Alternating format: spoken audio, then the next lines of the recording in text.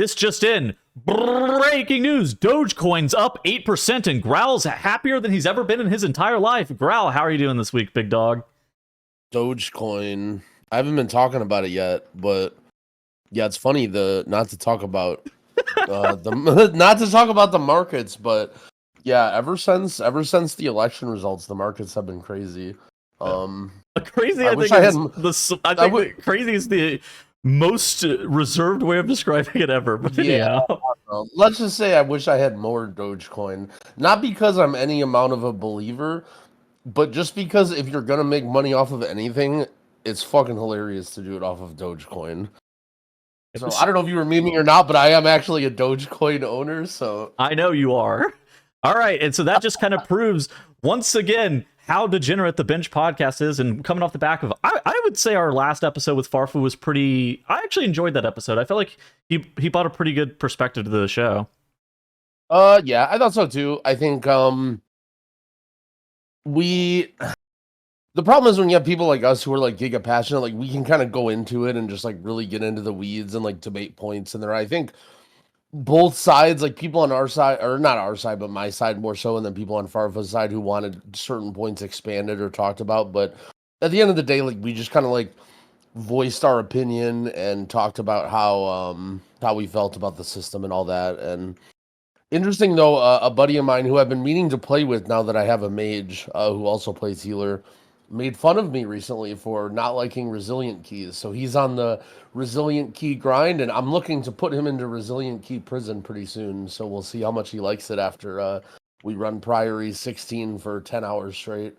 I love that people said that Farfa was too hardcore. That made me laugh a lot. I mean, we knew, I think he even said that too, that he's like, oh, we know this is going to happen because it's like, oh, he's 3K score or 3,200 or like has mythic rated before. I want to say that I feel like not, people are going to represent their own personal situation, and not every person's personal situation is going to be the exact same in World of Warcraft. Everybody kind of has their own experiences. And while you might think Farfa is too hardcore, I think that it's one of those things that it's ultimately just for fun, right? We just run a podcast every week where we get together, we shoot the shit, we talk about whatever we want to in World of Warcraft, and we're not always going to agree on everything, but that's part of what makes it kind of fun. And I mean, we're running a podcast at the end of the day. Yeah, it's easy to get lost in the sauce, but it turns out sometimes the internet isn't just always about being right, and it's just about we'll share our opinions and say what we think, and then we'll just move on and appreciate each other's existence. Yeah, know? I think that it gets lost on people sometimes that we're all just friends and we're not here to just like permanently argue and hate one another. Okay, so this week is actually going to be kind of interesting. We got the Turbo Boost coming out. We got the Dinars coming out. We had some information about Legion Remix. Apparently Augmentation Evoker's back or something. I don't really know what's going on with all of that.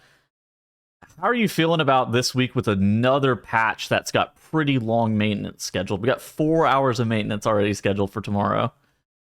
I just got stun locked by the craziest ping from Sherwin. What'd he say?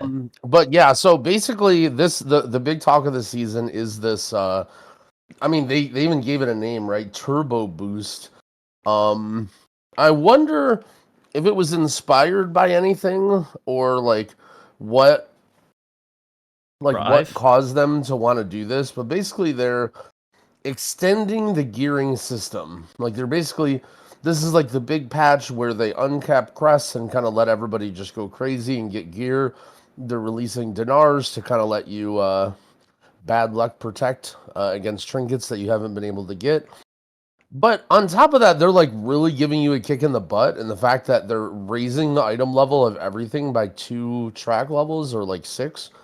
So I don't know. I'm interested how the community feels about this, but this has been the most boring week of World of Warcraft, like probably ever for me. Like it's just a mix of a lot of things, but like it just feels so kind of pointless to log in right now. No, like I'm definitely like I don't know, like I sort of want to play, but it just feels like it's far enough in the season that anything that I'm working on right now is like pretty challenging, right? Like it doesn't matter how hardcore or casual you are, like this late into the season, anything that you're doing is like reasonably challenging, and it's something that you can't just knock out in 20 minutes, whether it's 12 keys or 20 keys for you. And it feels like, well, why even bother when in 2 days it's just gonna get super easy.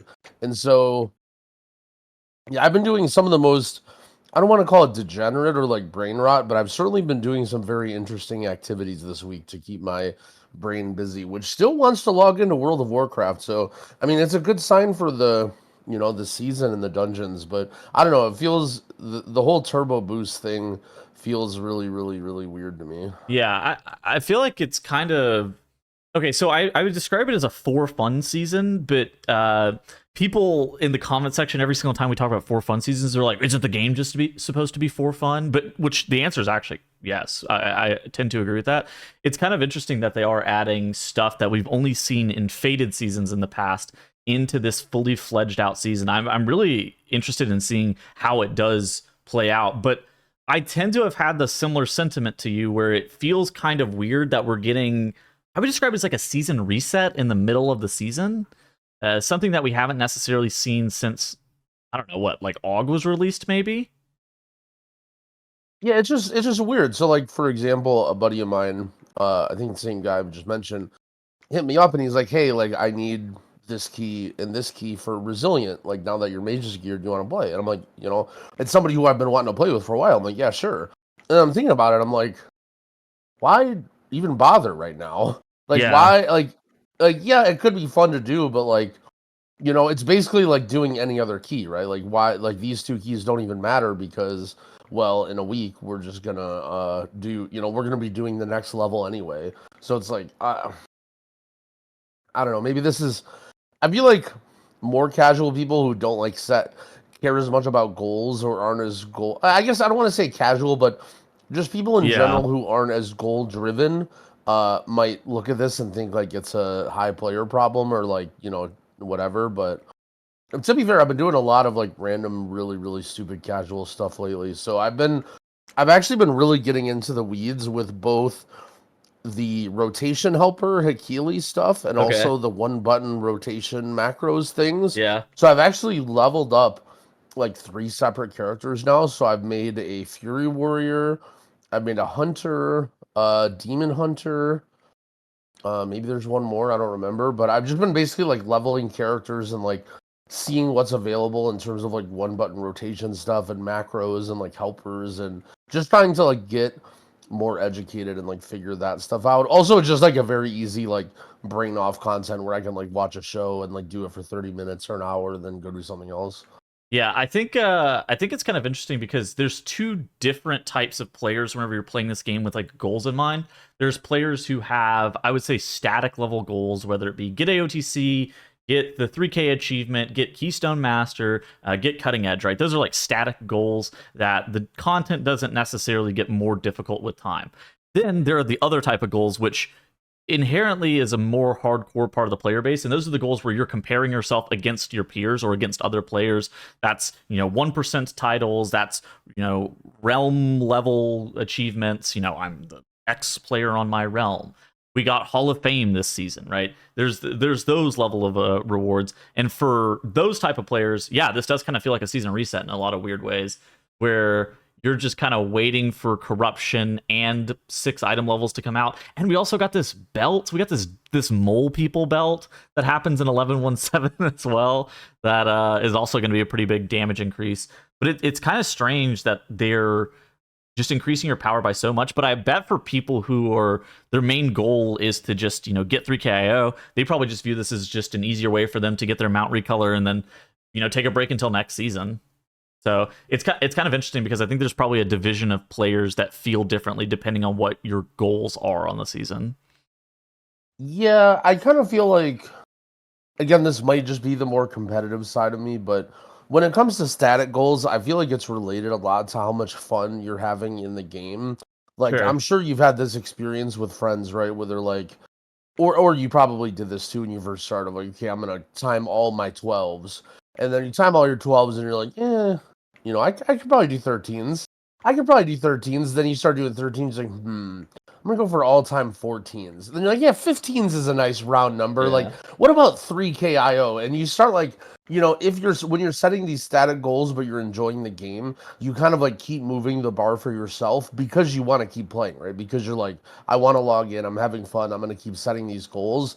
And so I think like for the people who have a goal of like AOTC and then quit, or like only their mount recolor and quit. Yeah. In general, I would say maybe those people are probably just having less fun with the game. Like even like less serious people, you know, if you set your goal for AOTC and then it's like, yeah, maybe I'll try a couple mythic bosses, or maybe I'll, you know, make an alt and Sure. try and get AOTC on another guy. Like I feel like yeah, I don't the thing is static goals and more competitive goals are just so different, because you mentioned that like the more competitive goals, they get harder as the season goes on, but also the static goals get a lot easier as the season goes on, right? Like Exactly. Yeah. so you sort of, to the point where like a lot of goals that, you know, it really depends on how much you're playing, right? So like if your goal was to get AOTC and you're playing for the first month, I'd say that's still like somewhat of a reasonable challenge for like a more casual player. But if your goal is AOTC but you're playing the patch for 8 months, like I'm pretty sure by 8 months you could probably just join a random group in Group Finder in Heroic and have a decent chance of getting AOTC with like knowing nothing, or like being, you know what I mean, Mhm. right? Like I feel like the difficulty of those static goals goes way, way down as it gets like this late into the season. Like, are there really that many people still playing that have a static goal of like, you know, I'm only doing this and then I'm quitting? Like, I think more people than not fall into the category that I mentioned of like more so constantly creating those goals for themselves rather than just here's their one goal, okay, they got it, now they're done. It's crazy that you say this late into the season, yet the season's only been out for 10 weeks total.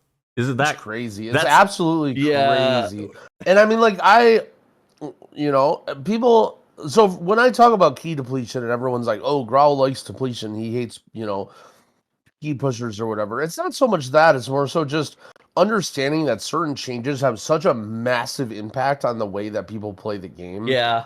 And so when they added this deterministic gearing system, right, of being able to upgrade stuff with Cress, being able to choose from 9 different slots in your vault, being able to craft an item every other week, like all these things that they've added over the last few expansions, like have really trimmed down the duration of the season.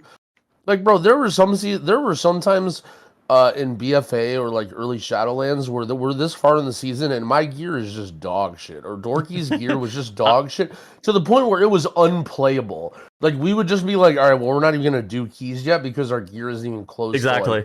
Yeah. It's literally like, you know, we'll be like 10 item levels behind Liquid still at this point in the patch, and it's like, yeah, it is really funny to how fast our mindset has shifted, and this being like, this is so late in the season, even though it really, really isn't. Yeah, I think that it's funny that we're talking about it being this late in the season. I feel like I'm playing more as well because of the changes to the affix system more than anything else. Because if you think about like last expansion, whenever you just have these dead weeks, you just log in and you see it's fucking explosive and quaking, and you're just like, absolutely not. I'm not playing this. I'll be back next week.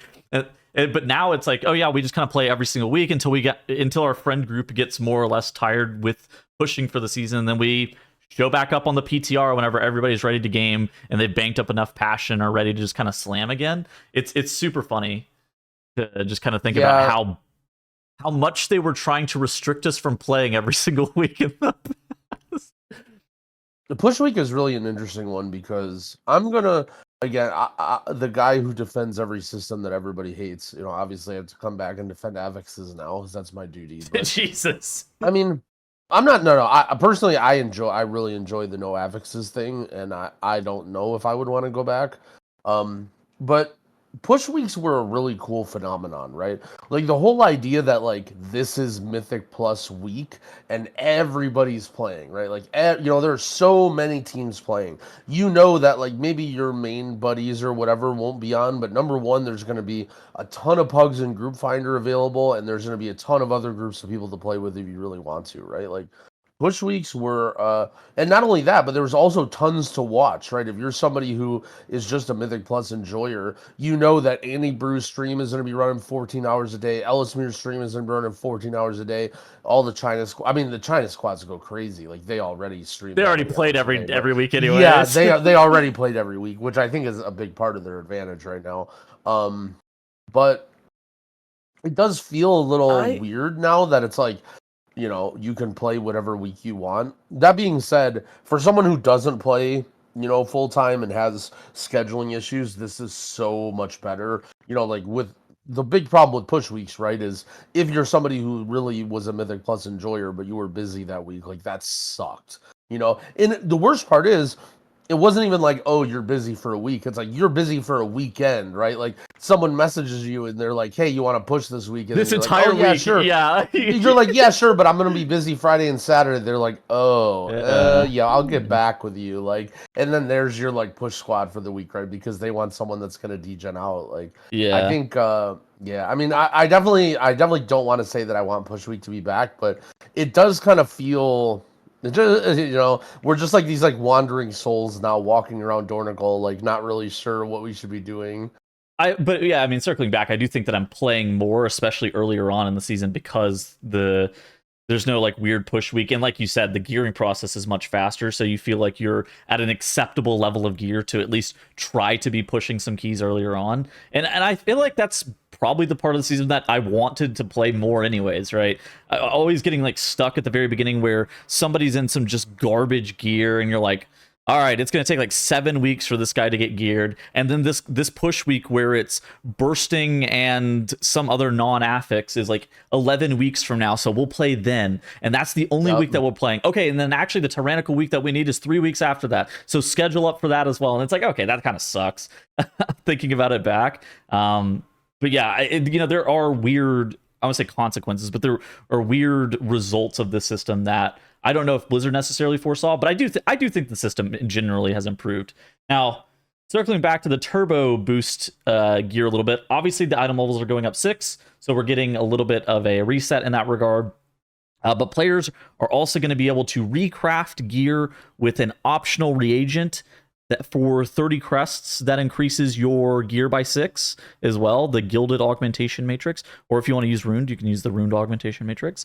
There is also a bunch of dinar loot that you can buy, and I just want to say that one of the most commonly asked questions is if you haven't killed, say, one-armed bandit, but you're progging Sprocketmonger Lockenstock, can you buy a one-armed bandit piece like a House of Cards and then upgrade it to Myth Track later?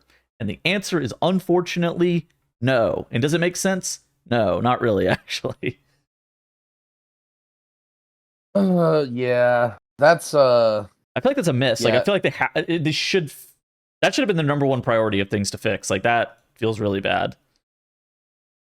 Yeah, it definitely feels bad, the whole idea, like you need to kill these bosses and then like for the people who are still progressing. Well, that's the funny thing, right? Is like it almost feels like the system is like sort of designed for like the top end and the bottom end, right? Like if you're somebody who's a liquid raider and you kill the bosses on every character, you're like, all right, nice, I can buy whatever trinkets I need. I don't gotta, our guild can sell them, like blah blah blah, like super good for those guys, right? If you're somebody that's mega casual, like just getting any bis heroic trinket that is like still really really good on whatever characters, right? Yeah, you didn't care. But it's like if you're somebody who's still out there on the streets and you're like, you're fighting for your item level and you're trying to kill these mythic bosses to get cutting edge, like it does kind of suck for you. Like this whole decision of like, if I had to raid one-armed bandit tomorrow and I had to decide between saving my dinar and showing up with no trinket from my dinar when my guild needs, every ounce of power they can get versus spending my dinar on a heroic House of Cards or whatever, like it feels kind of shitty. Yeah. In addition to that as well, Valor Stones were going to become Warbound, which I think they probably already should have been Warbound. But if you want some interesting strats for what you should do with the Valor Stones being Warbound, especially if you're not going to spend your crests almost immediately, is make sure that you're never capped on Valor Stones. Send those over to an alt and have them hold your main's Valor Stones if you're going to continue to get like closer and closer to that 2,000 cap. That way, whenever you actually start to use all your crests to upgrade your gear, those 2 tracks that they're adding, you then can start moving your Valor Stones back over to your main. And then once you are basically done with that process on your main, then you move Valor Stones back to your alts to have them hold on to those Valor Stones or potentially use them. and I guess this isn't useful for anybody listening, but in theory, if you wanted to, you should have been like banking up Valor Stones on random characters, right? As Yeah. opposed to playing more Well, keys on your alts. I mean, if you really, If you care, if you want, like basically, if you had like 3 different characters that you're planning on upgrading a lot, and you're like, you know, like let's say you're almost to the point where you get your Gilded Crest achievement, and so you're like banking a lot of stuff. Like it's not really that big of a deal, but I'm just thinking in the back of my head, like yeah. I could have probably done more keys on my Well, alts, or like save more Valor Stones. you should have saved your ruined crests, but we didn't really think like that weeks ago before we heard about this, right? To upgrade them up yeah, to Gilded. to transfer them up to Gilded immediately. Yeah.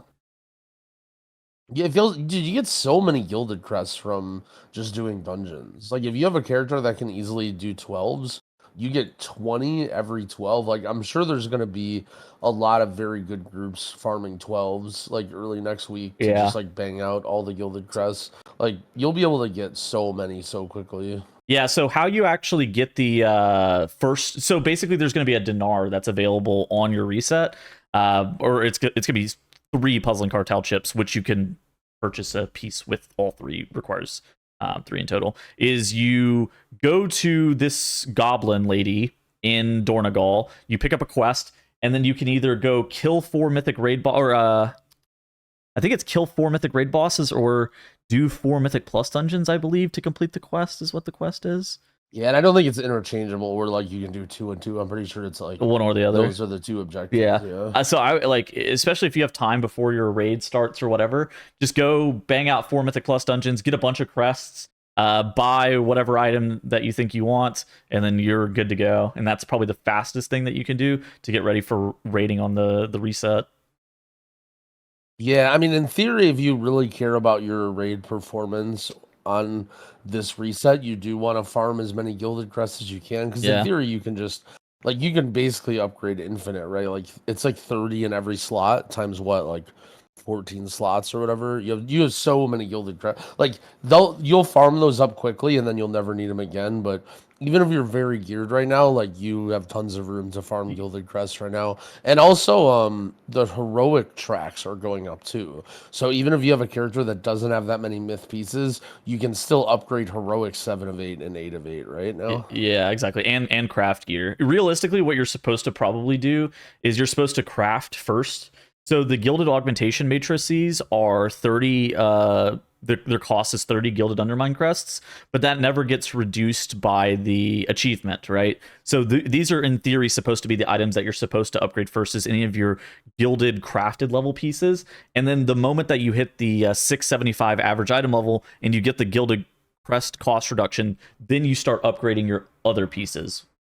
So there's a little bit of a game that you can play to try to reduce the amount of dungeons that you have to farm, but Gilded Crests are completely uncapped, so you don't really have to think about it too much. You're not going to get punished by it. It's just going to help you gear up a little bit easier. Yeah. So basically, it's just fewer dungeons ran. Yeah. Well, so the way the achievement works, from my understanding, is once you reach 675 item level, you get an achievement that reduces the Gilded Crest cost to upgrade per piece from 15 to 10. Yes. However, I believe you still need to have an item in that slot at that level in order to get that discount. So, for example, let's say you need item level 675 average, but let's say you don't have high level helm, like you still have a heroic helm. You don't actually get the crest discount on your helm, I believe. Ooh, I actually didn't know that. So the consequences to this, and I'm not 100% sure because they may have changed this, but I remember looking at PTR and seeing this is, so let's say you, like, you're not going to get the discount on every single piece from your last 2 levels. That seems wrong. Not like I'm saying you're wrong, but it seems like I could be wrong. I just remember glancing at it and looking at this. So just keep this in mind. Basically, the consequence of this means, let's say you have, by now, if you're playing the game a lot still, you probably have multiple characters that are getting myth track items if you're doing high level content, and you kind of want to like trade off pieces. So for example, like, let's say I'm playing my mage and my priest. On my priest, I may want to craft, like, first of all, you want to make sure you get that achievement to get the discount. And so what Tuttles was saying is you want to upgrade your crafted items first if that pushes you over the edge, because those don't get discounted anyway, so you don't care. Then you may want to exchange in between like your two characters. So for example, let's say I crafted gloves on my priest and then I upgrade those. Then I can upgrade my mage's gloves at a discount. Yes. And then I can craft my mage's helm, and then now I can upgrade my priest helm at a discount. But I think you will have to have one of those items at that level to get the discount, regardless of the achievement. Is what I think. I was watching Yoda mess around on PTR, and I think I saw this. I could be wrong, but Yeah. just keep that in mind. I guess that when you're looking at what's upgrade, if you have multiple characters that are 675 or like doing myth track stuff, you may want to do like one and then the other, like check to see, like basically just pay attention to what resources are being spent when you're upgrading and kind of see like, are you getting the discount? What should you upgrade first? Blah, blah, blah. But again, this doesn't matter because crests are uncapped now. Yeah. So that's kind of the point, right? like, yeah, like I'm yapping hard right now, but worst case scenario is you're just going to have to pug a couple extra 12s, which is like basically nothing, right? Yeah. Or it could be extreme misery. Dude, have you noticed I avoid resilient keys when I need weeklies now? Like when I go into Group Finder and I see resilient 12 before, like, all right, so it would be, I would see a guy and he would have like all-time 13s and he would list his key as resilient 12. And I would think in my head, all right, this is an easy fucking weekly, right? Because this guy's way overqualified and he, whatever. And so I join, but really every single time it's because he's helping one of his bad friends. And then everyone always just quits after the first thing that goes wrong. And it's so annoying. And so I actually now, whenever I need crests or weeklies, I just straight up avoid resilient keys in Group Finder because I feel like when people have those, they're just so much more likely to not care and quit and just restart. Yeah, I mean, they basically will never. Resilient also means I'm never finishing this unless we time it. So like, let's say you're 1 minute behind or whatever, people will just fall over on the last boss and go again because everyone needs it for score. So I noticed that. I haven't experienced exactly what you're talking about.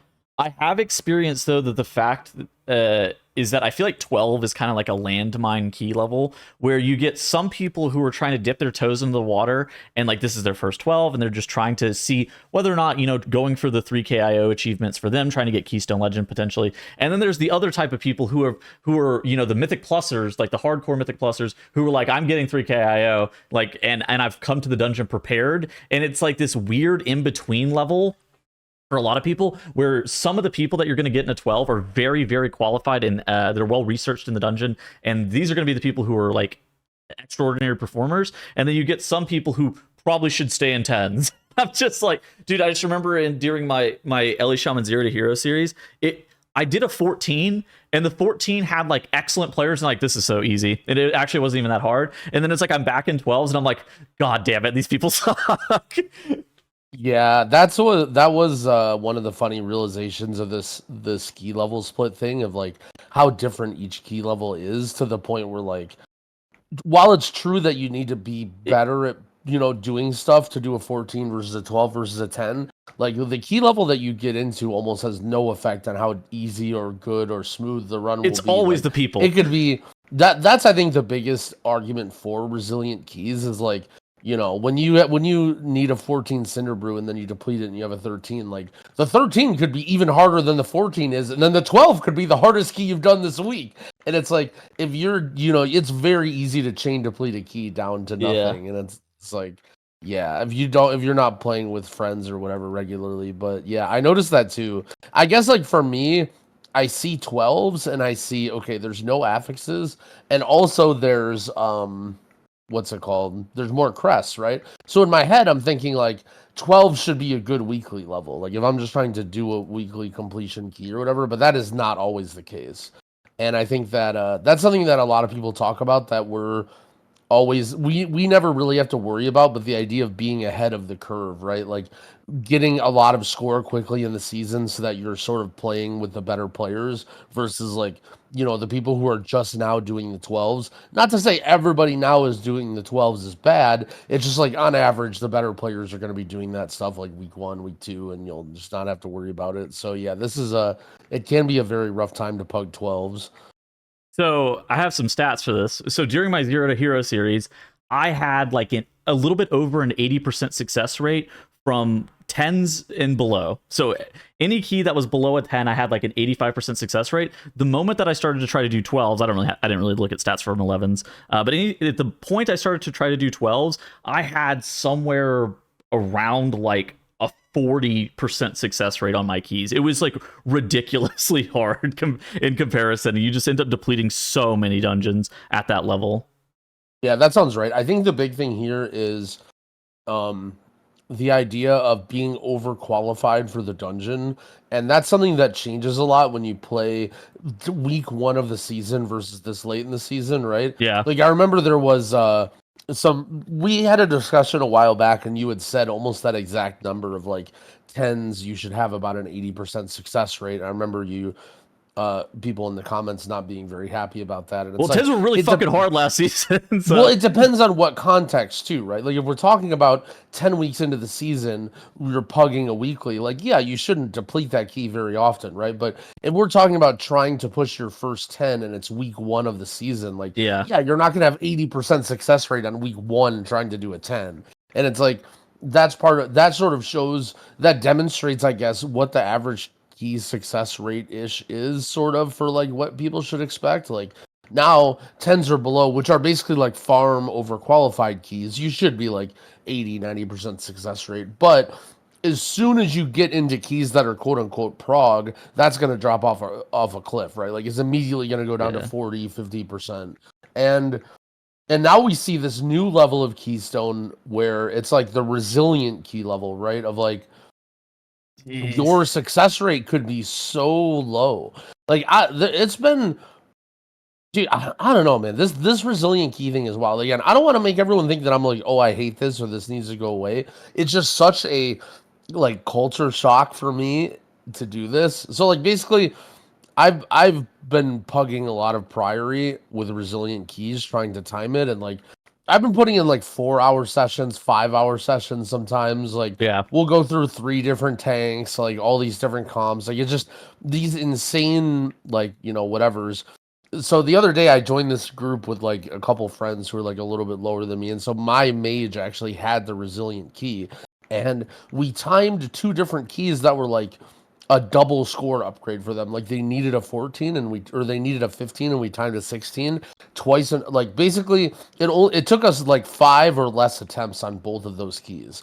And in my head, I'm thinking like, Tim, that's pretty good. Like these guys are like, I was right. Yeah, right. But actually thinking about it, like in the old system, those are both just fucking depletes, right? Like those are both just you deplete and you don't get that 16. Like the whole concept of like being able to try a key over and over and over again is like, now you reach this level of resilient where like, 5% success rate, that's not so bad. Like, I'll have to do this 20 times and I get a timed whatever. Like, and we're starting to see these people in Group Finder now. Like, I guess a lot of people say that the resilient keys help if you're more casual and you have less time to spend. But I almost worry that we might find out if it's the opposite, and that resilient keys, if you're somebody who has infinite time, you're gonna smash your head and get whatever rank you want, right? Like if you just keep going, like if you have 10 hours a day to randomly get in groups with resilient keys and then be able to prog it for 5 hours, you might argue that, hey, okay, this person's just getting better. But also, like,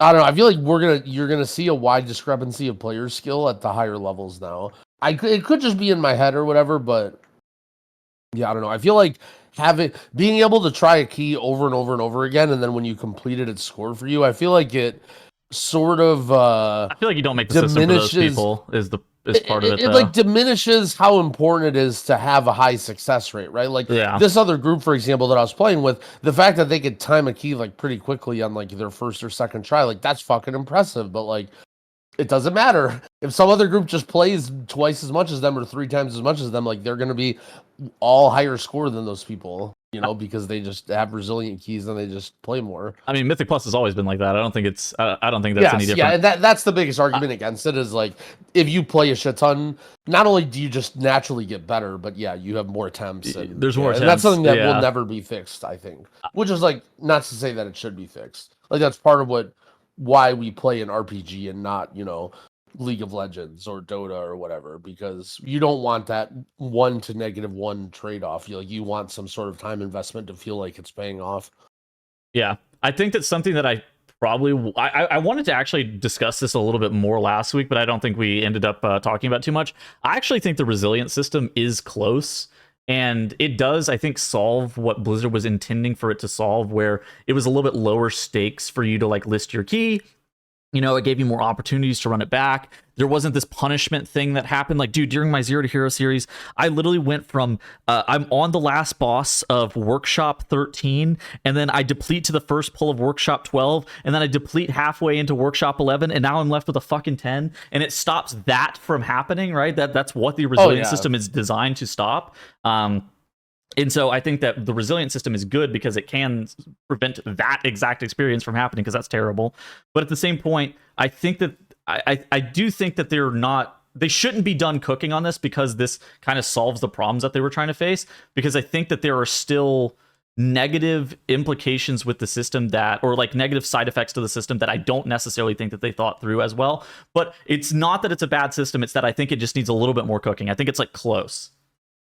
Yeah, I'm trying to think of what I would change or how it would make it better. I don't even know. Like my gut reaction is like, yeah, I would just put like charges on the keys, like 3 or 4 charges on the keys. But if then that would stop people from like listing their keys in LFG, or go back to being worried about people just like depleting their key, then I think that would defeat the purpose of it. So I don't think that the charge system is really that fair. I don't really know what the solution is, because I found that there are a few situations of which the resilient key system just feels super unfun. But I think there's a lot of situations where the resilient key system is correct. Yeah, I think it's just a matter of it. This is just a shift in the way that we play Mythic Plus now. Yeah, maybe. You know, to say there is like, I think this is something where maybe some really talented developers cook up an idea that solves or makes some of these things better. But ultimately, like, I think we're trading problems that were much worse for problems that are less bad. You know, like if the worst problem is like, fair. Yeah, if 5 people want to get together in a Discord call and slam out Priory, you know, someone in my guild, like they had a Twitter post or whatever blow up for this, where they posted a screenshot of their saved instances and they were in Priory of the Sacred Flames for 12 hours straight before they inevitably timed it. Yeah. And, you know, I would say that a majority of WoW players would say that if you want to do that, more power to you. You know, like that's totally fine. I hear like, Farfa. That's fair game. Farfa's British accent right now. He goes, "These are not real humans." That's exactly what he's saying. Yeah. He goes, "These are not real people. Like this is not a thing." Yeah. So I mean, like, I think it's fine. I just kind of wonder, like, I'm not so much like mad that I have to do it or like worried about the implications on me.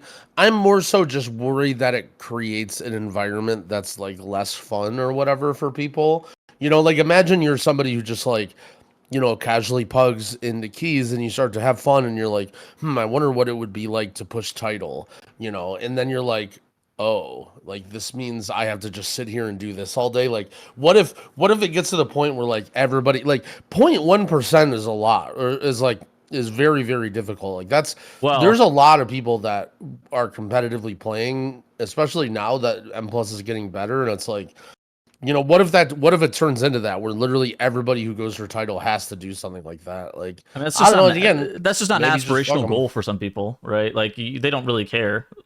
Well, right. No, I understand that. I understand that it's definitely good for a lot of people. I'm just saying, like, yeah. I worry that it might scare people off who would enjoy playing M+ at a higher level now that it's like changed.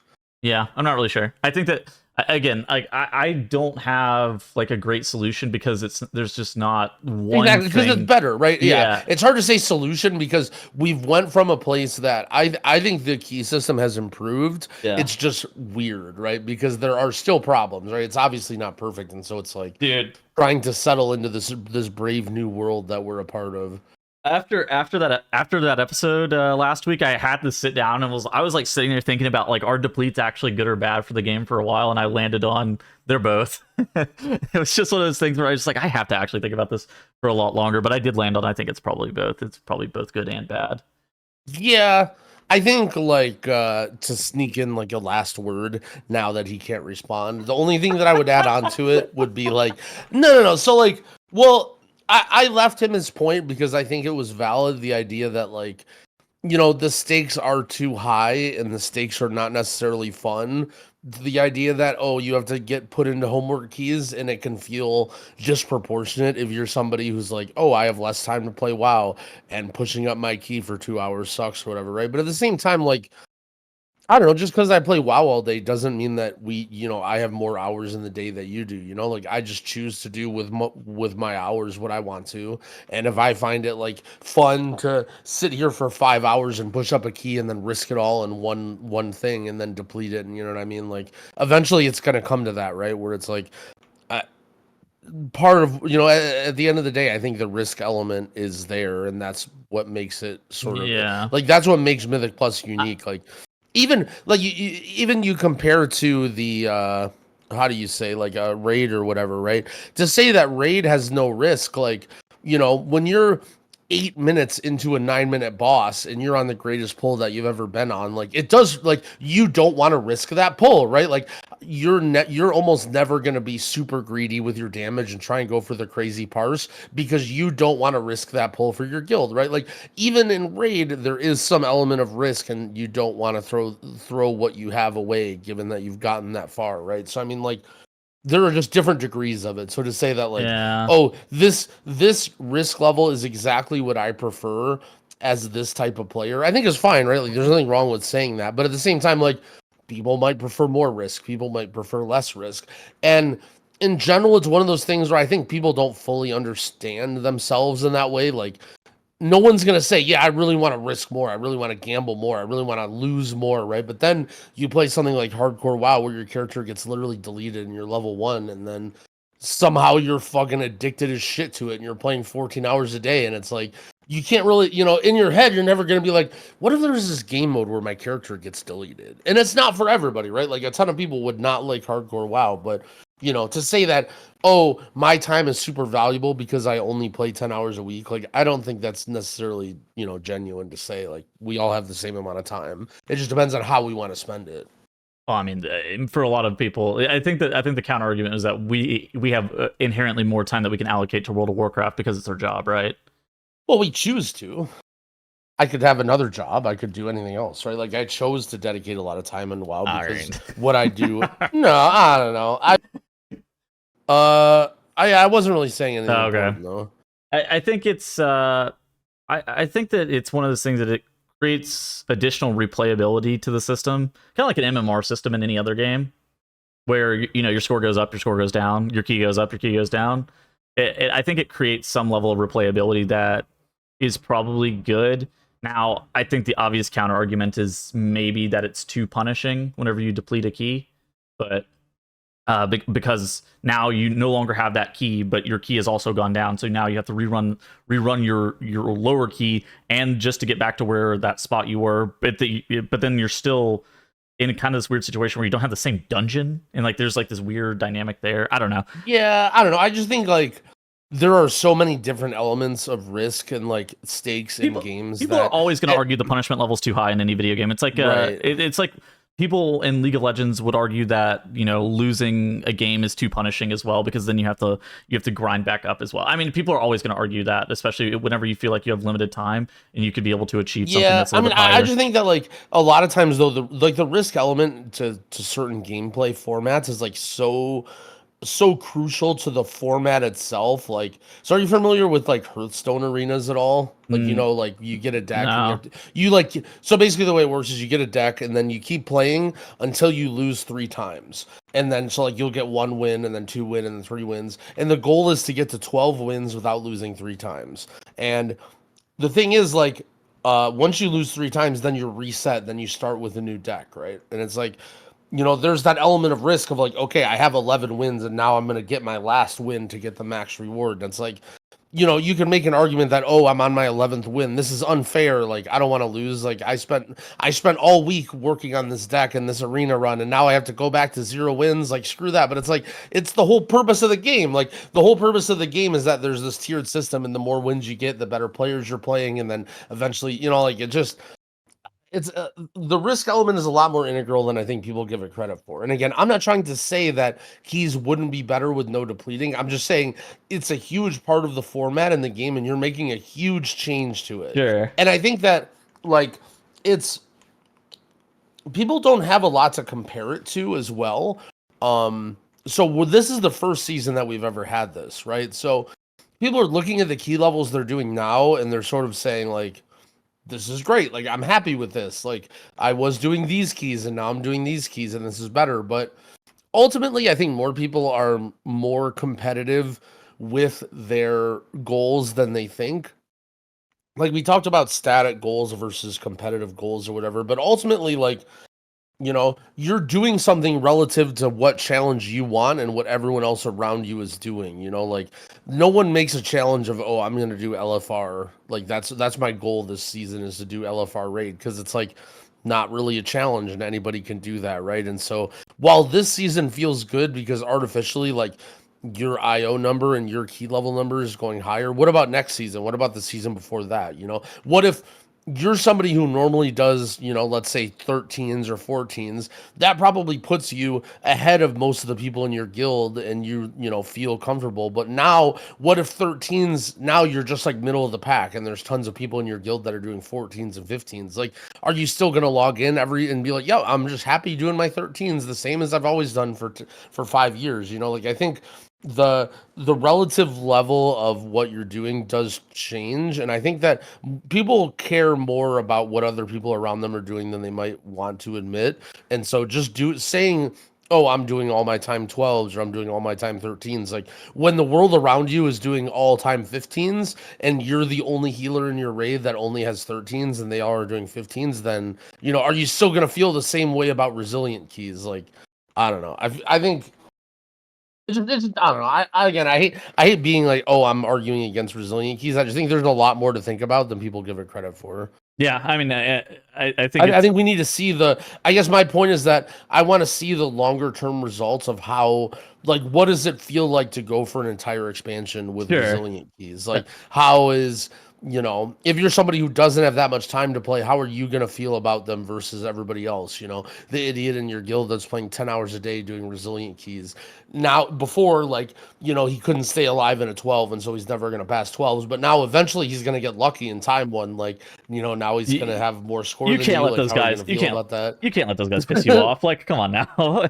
I mean, sort of, but at the end of the day, like, not that you. That's kind of that you won't, but you shouldn't. Yeah, you should. No, I agree. I 100% agree. Yeah. In other news, we got this week, we got a Legion remix announcement. So Blizzard had their Warcraft 30th anniversary. That tour finally hit the Americas. It was in Boston this weekend. I had some people that I knew that ended up going. Unfortunately, I was casting the MDI, so I couldn't make it out. But one of the things that they announced at PAX East was Legion Remix got officially announced. Then they also talked about some player housing stuff on a panel. Are you excited for Legion Remix at all, Grau? Like, what did you think about MOP Remix?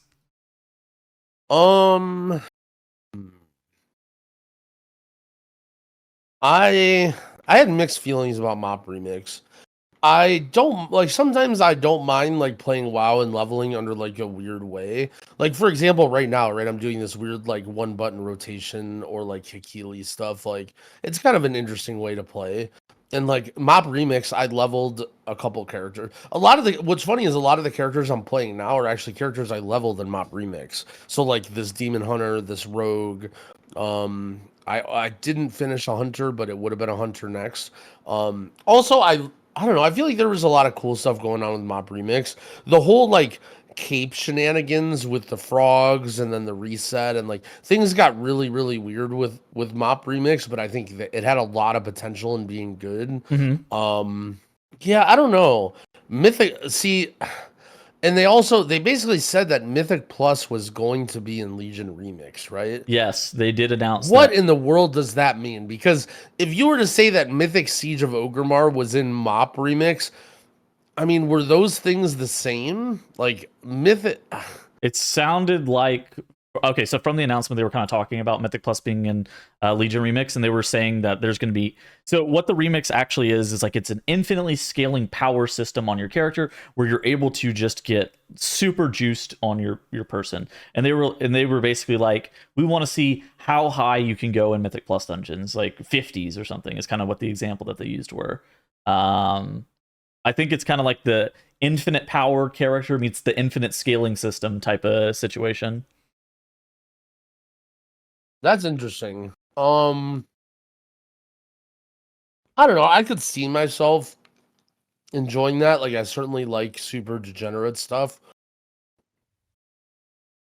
I don't know. I guess so. For me, what I really like about super degenerate, like degenning out power scaling system, is when it feels a little bit more like Wild West. Like, imagine like some new like random dog shit MMO comes out and it's like that, where it's like you can just grind a shit ton and do all this crazy stuff and like you don't even know what's gonna happen and like. Oh, but I feel like the whole Legion was already a thing. Everyone already knows the dungeons. Also, Blizzard is gonna like babysit it, and if I figure out how to farm frogs, they're gonna like give in to all the Care Bears, and they're gonna nerf all the capes, and they're gonna care about they're gonna do all this weird Blizzard stuff that Blizzard does. I think it's just less fun for me to experiment in the boundaries. Like I don't know. I guess to me it's one of those things where if I wanted to play a shit ton and like push it to its limits, it could be really, really fun. But then at the same time, because it's like a mini game inside of a mini game inside of a Blizzard babysitting it the whole time thing, like I don't know if it's gonna be even that fun to push the boundaries of it or like feel rewarding or anything. So to me, I played Remix a bit. Dude, I wish Squishy was here. Squishy, I think, played Remix by far the most out of all three of us. To me, I played Remix a little bit.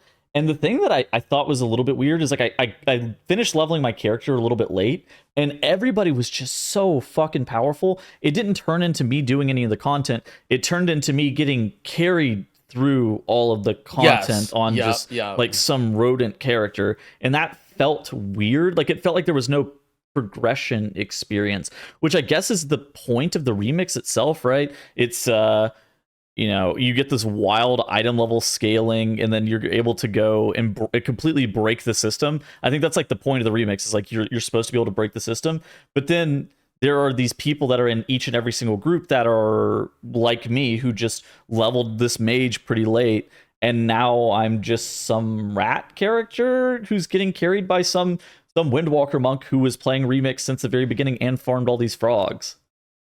Yeah, like I think the way you worded it encapsulates my point a little bit better, in that if you're that Windwalker, right, it could be fun. Like there's a world where going crazy and going ham and playing a shit ton and like trying to do all the exploits and being Omega geared could be fun. It's not really that fun unless you're that guy. You know what I'm saying? Like if you're the mage who's just like, yeah, I'll log in a couple hours a night, level my mage. Like, well, to be fair, one thing that's nice about it is you use it to level up your characters, right? Like at the end of the day, you had a level 70 mage that you could play. Or that's what I did it for. Yeah, that's exactly why I did mine too. And then I started like, I was kind of going hard on it and messing around and doing other stuff, but then like, weird shit happened with frogs or whatever, and then I kind of got bored of it. Also, the raiding stuff was a little bit like, it was actually like really hard, and so you had to be like a little bit pickier with who you played with when it started, when it first came out, and that was less fun for me to just be like, I'm basically feel like I'm pugging retail at that point, and I'm just like,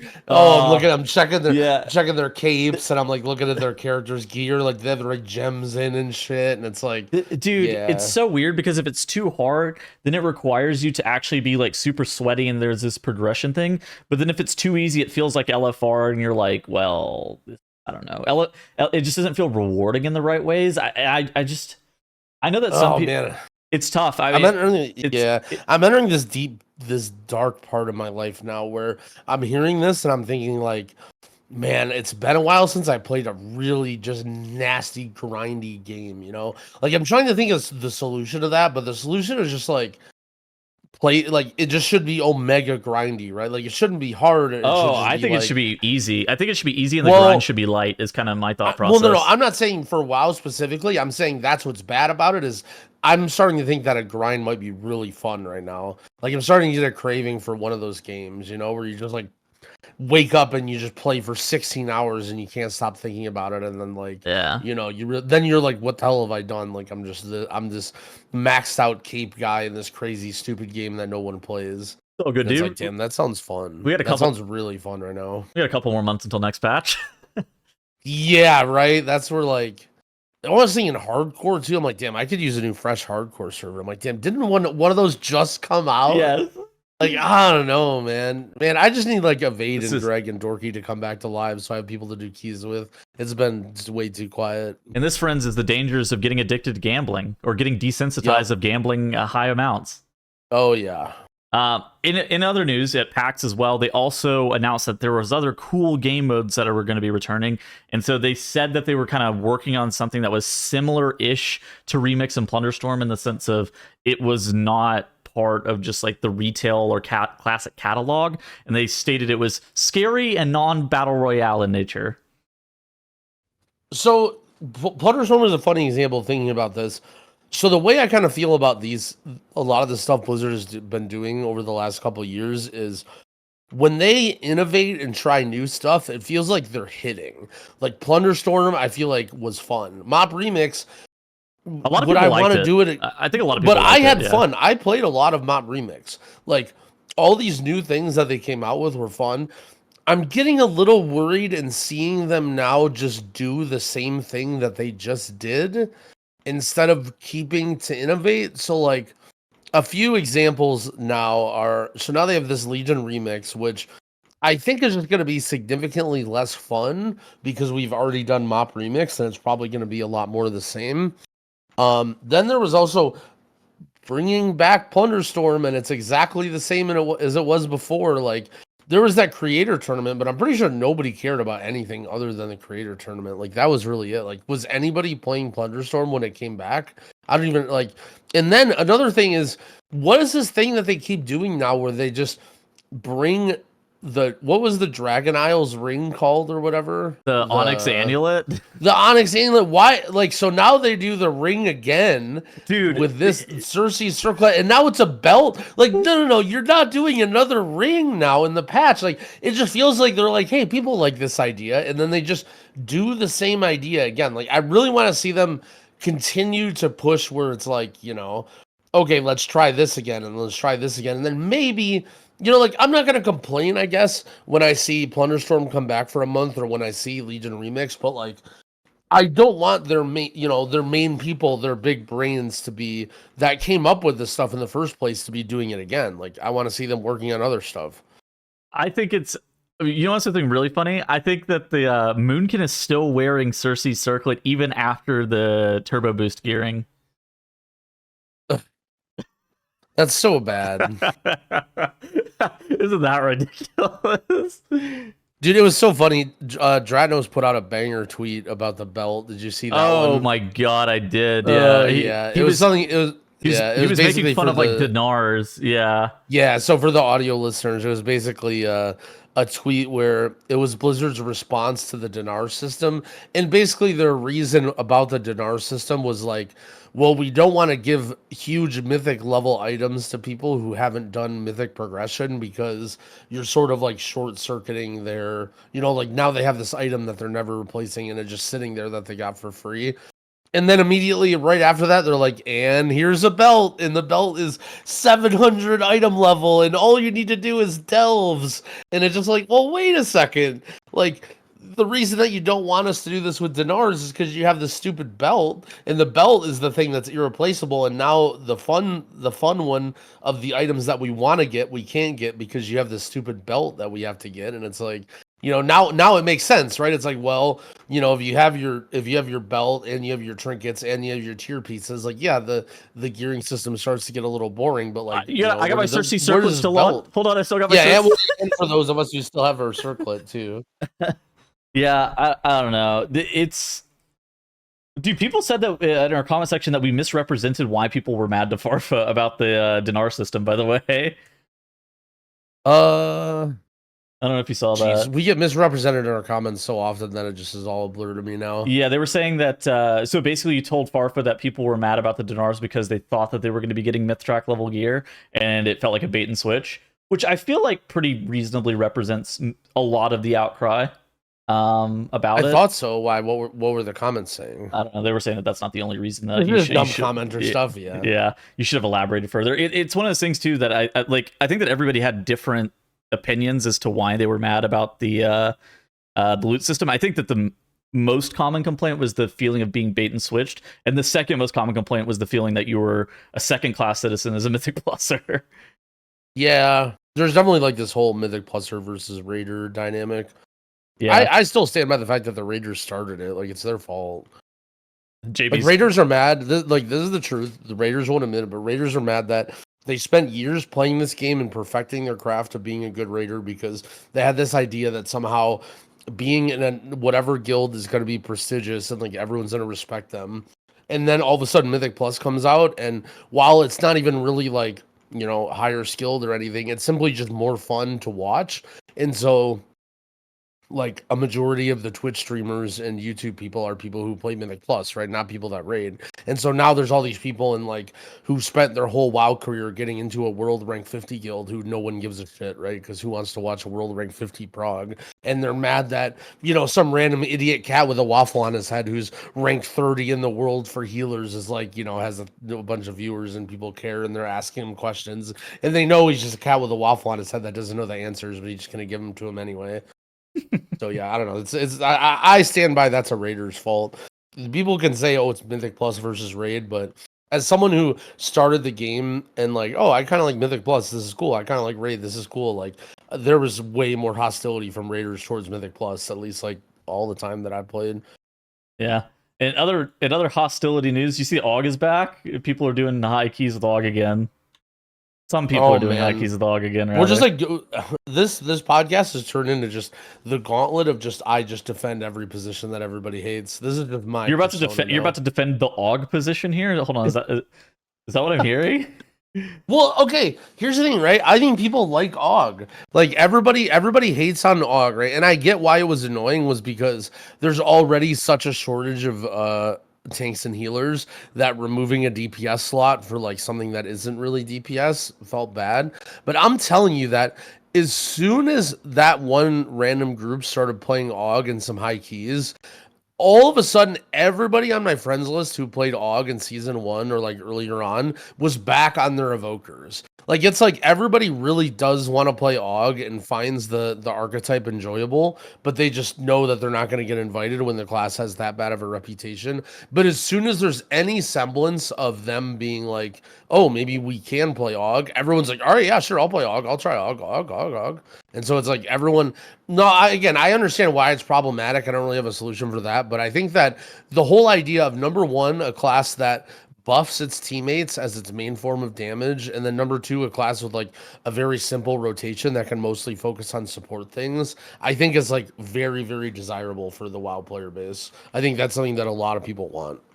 But I mean, Evoker is very uncommon. It is like, I think, the lowest played class in the game. Do people actually want that? I think that most people just want to play what they've played for the last 20 years. I mean, if you're Tettles and you've been playing Boomkin for 20 years, yeah, you want to play Boomkin. But I mean, for a lot of people like that played Aug and were enjoying it, like they were immediately logging on their Aug. Like as soon as news, like, dude, the news of people playing Aug and high keys rippled through the WoW community like nothing I've ever seen before. It's just in every single Discord, like I'm seeing random people on my friends list, like on their evokers again, seeing people on Twitch, like T1 or whatever, just like booting up the Aug, Cass booting up the Aug. Like, I mean, I don't know. Like, I think again, I understand why it's problematic. I'm not saying, oh, I want Aug to take over again, but I do think that archetype of, the support class or whatever is like really, really appealing to people. It's interesting because I think that the composition that teams have been running most of the season, where it's this mage, this moonkin, this DK, if Aug actually is let's say the best thing that you can be doing in a singular dungeon, it's playing with an Aug Evoker. That actually changes what composition is good, because you're going to need somebody who works around strong 2-minute CDs to be able to pump damage in the Breath of Eons. And I think it's going to end up being something like what you saw last season, where it's the Moon Cannon, it's the Enhance again. Yeah, well, and to be clear too, I don't necessarily think that Aug should be the best thing that you can do, right? I just my sort of point was like people want it to be viable. Well, Like, yeah, people I mean, want I think that most people agree that every spec should be viable to a point. Right now, people don't want Aug to be viable. People want blood. uh yeah, I mean, I guess I see what you're saying, that there's like way more people that main a class that just want Aug to be deleted. But at the end of the day, like I don't know, I just think it is a I little don't bit of think. a scapegoat. Like Yeah, that just ends up being whatever class is OP. Like ask them, like if you know if someone plays Feral I Druid, say the ask same them shit what they about think Disc about Priest, Boomkin right now. right? Yeah, exactly. Like Yeah. I don't think that that's ultimately super fair to be like, yep, the spec, it's been too good for too long. It should be dog shit for 3 tiers in a row just because they've been so bad. It's kind of like people last season with Enhancement Shaman to be like, there's never been an Enhancement Shaman season. Let them be 30% better than everything else. They've sucked forever. And you're just like, dude, it can't be that much better. And yeah. I think that Aug, the issue with Aug is that it gets so polarizing, where whenever it's good, it just always feels like it's the best thing that you can possibly be doing, and playing without them feels almost impossible. Yeah. No, I definitely agree. I just think that it happens a lot with a lot of specs. Like it just sort of has Oh become a yeah, thing now where just people. whatever class is OP, people love to point a finger at it and say it's like, you know, crazy good or that it's unplayable without it or whatever. But Yeah, I mean, at the well, end of the day, like I don't know. I guess what do you how do you feel about now that the dust is settled with the Disc Priest situation? Like, do you still feel? I guess we admittedly haven't really been doing that many high keys, like pushing that much IO, right? I mean, I'm like 3570, so I'm I would describe myself as we're both over 3500. I don't think either of us are like low score, so I think that we're probably both qualified to talk on it a little bit. And I've been doing casting the MDI, so I feel like I have a decent finger on the pulse with this kind of thing. I think that Disc is still probably the best healer, but I still kind of stand by my thoughts from a few months ago whenever they nerfed Disc Priest, that I felt like healers, even before they nerfed Disc, were closer than people gave them credit for. And now I still feel like, even though Disc is like the only healer that's getting played, healers are still closer than people give them credit for. Yeah, well, another thing too about healers is like when it comes to DPS, you don't often bring a DPS for a reason other than their damage, right? Like if a class is doing 20% less damage than another class, almost never do you see it brought. Like maybe Aug was one example, or like Rogue and BFA was an example, but very rarely does that actually happen.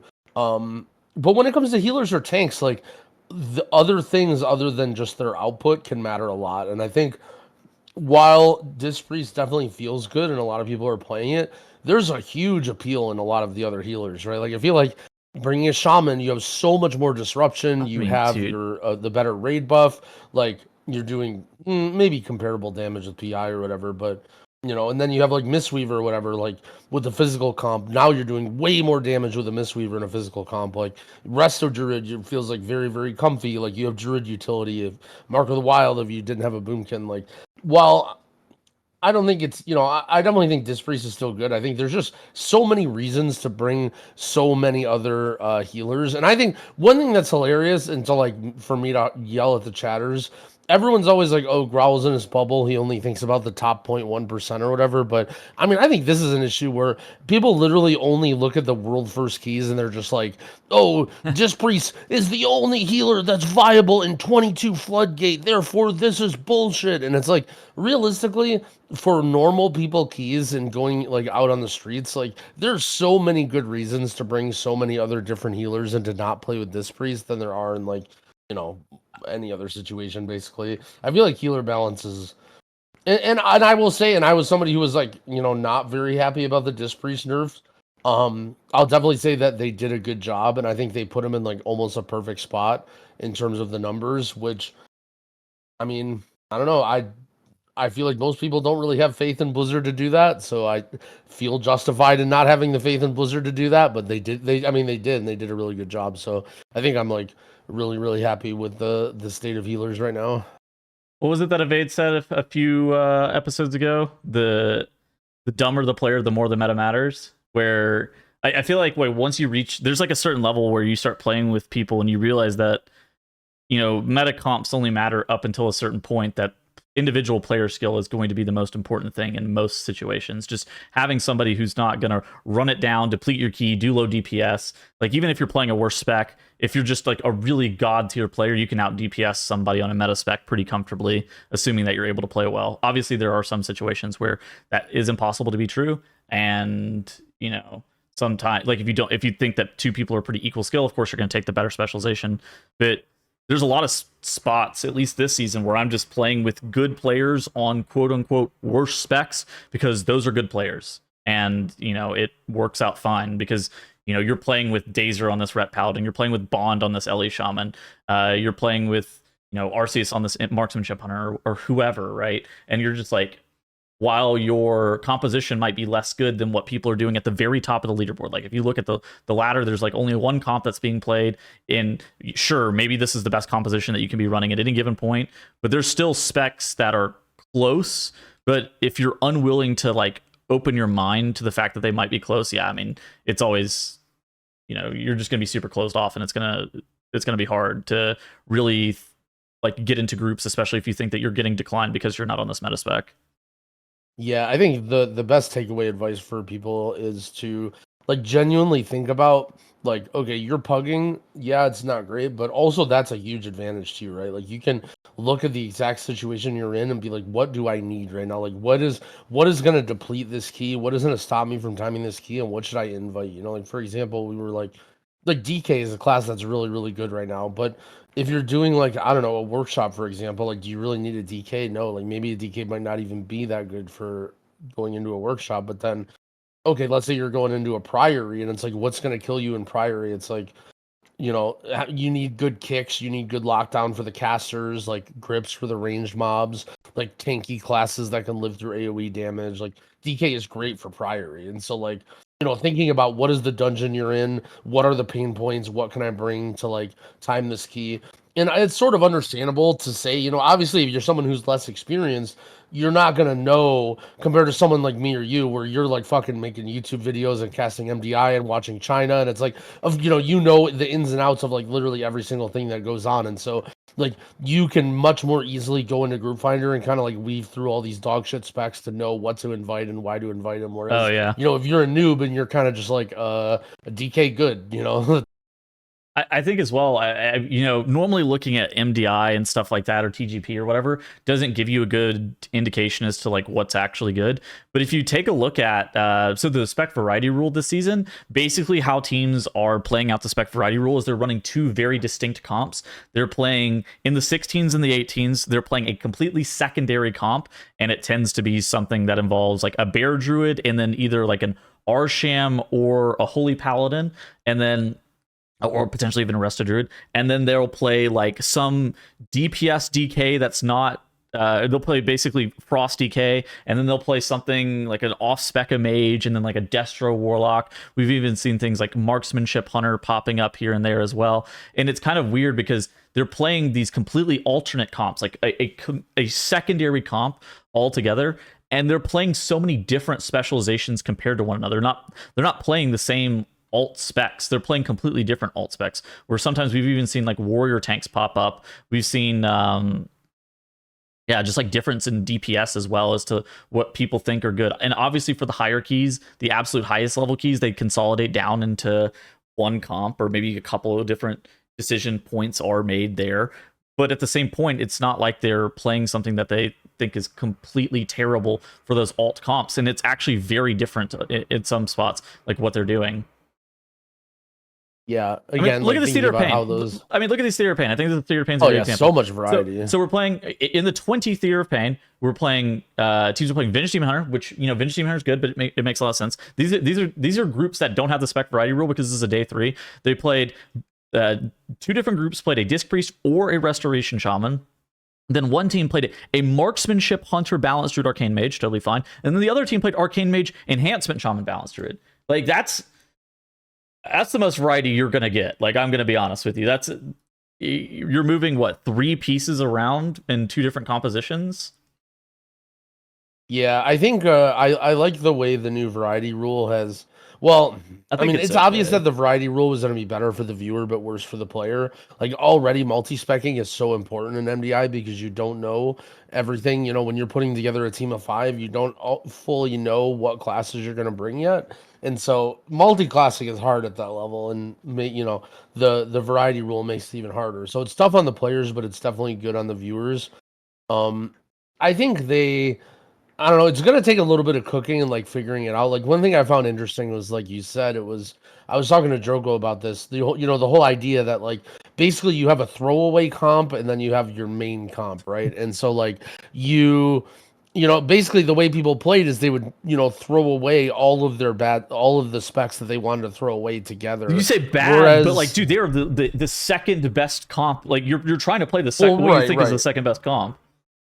But like I think you could also split them too, right? Like I think a lot of it had to do with the discrepancy between skills of teams was so high that your team knew almost certainly either today was going to be very hard for us or today is going to be very easy for us, and so you knew which comp to bring. But I think there's also a world where like let's say for example maybe you want to bring one of your OP classes and get it banned on day one. Like you don't think you can afford to just not like have your worst comp on day one and you get like let's say let's say you want like Boomkin DK Mage, right? Maybe you bring a Boomkin and get it banned on day one just because it's like, okay, I need this Boomkin for day one or else we're gonna lose or we're gonna get knocked out or whatever. I feel Yeah, like unfortunately it's not in globals, right? The whole variety it's rule. not So correct. so we're not going to see it at a more level playing field or more competitive, but I do think that with some more iterations and like cooking this up, it could be even better. But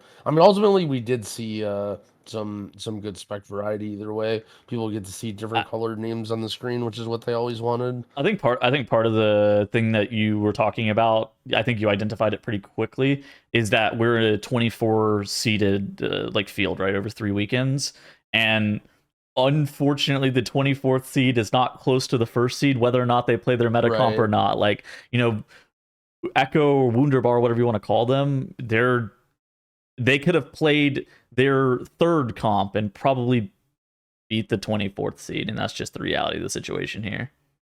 Yeah, it's just hard. MDI is a really tough subject, and I think a lot of viewers don't fully understand that the and it's gotten better now that there's been the removal of avexes and we're moving towards TGP. So we're gonna see this slowly dissipate, but the difference between a team that's like we are an MDI team, we're playing together as 5, we're on the tournament realm, we're practicing, versus a team that's like, oh, we're 5 buds and we're good players and we just kind of play together sometimes is like night and day. Like a team that isn't fully try hard practicing is like basically has zero chance of winning in a serious match.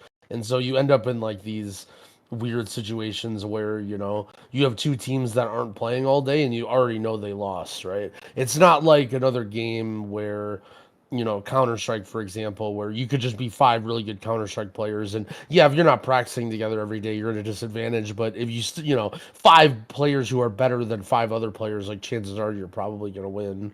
It, It's almost the akin of like it's a Counter-Strike tournament, except for the map is like a brand new map that you've never played before, and you have to practice on that one map for the tournament. Like how important it would be, that how valuable the practice time is right before the tournament. I think it's like I think a better example is probably like G League basketball versus NBA teams. If you know anything about like basketball, where it's like these are still professional players and they're still really really really good, but there's levels, right? There's levels to this Oh shit. yeah, for And sure. like, and then you kind of know that there's levels to this shit where it's like some people.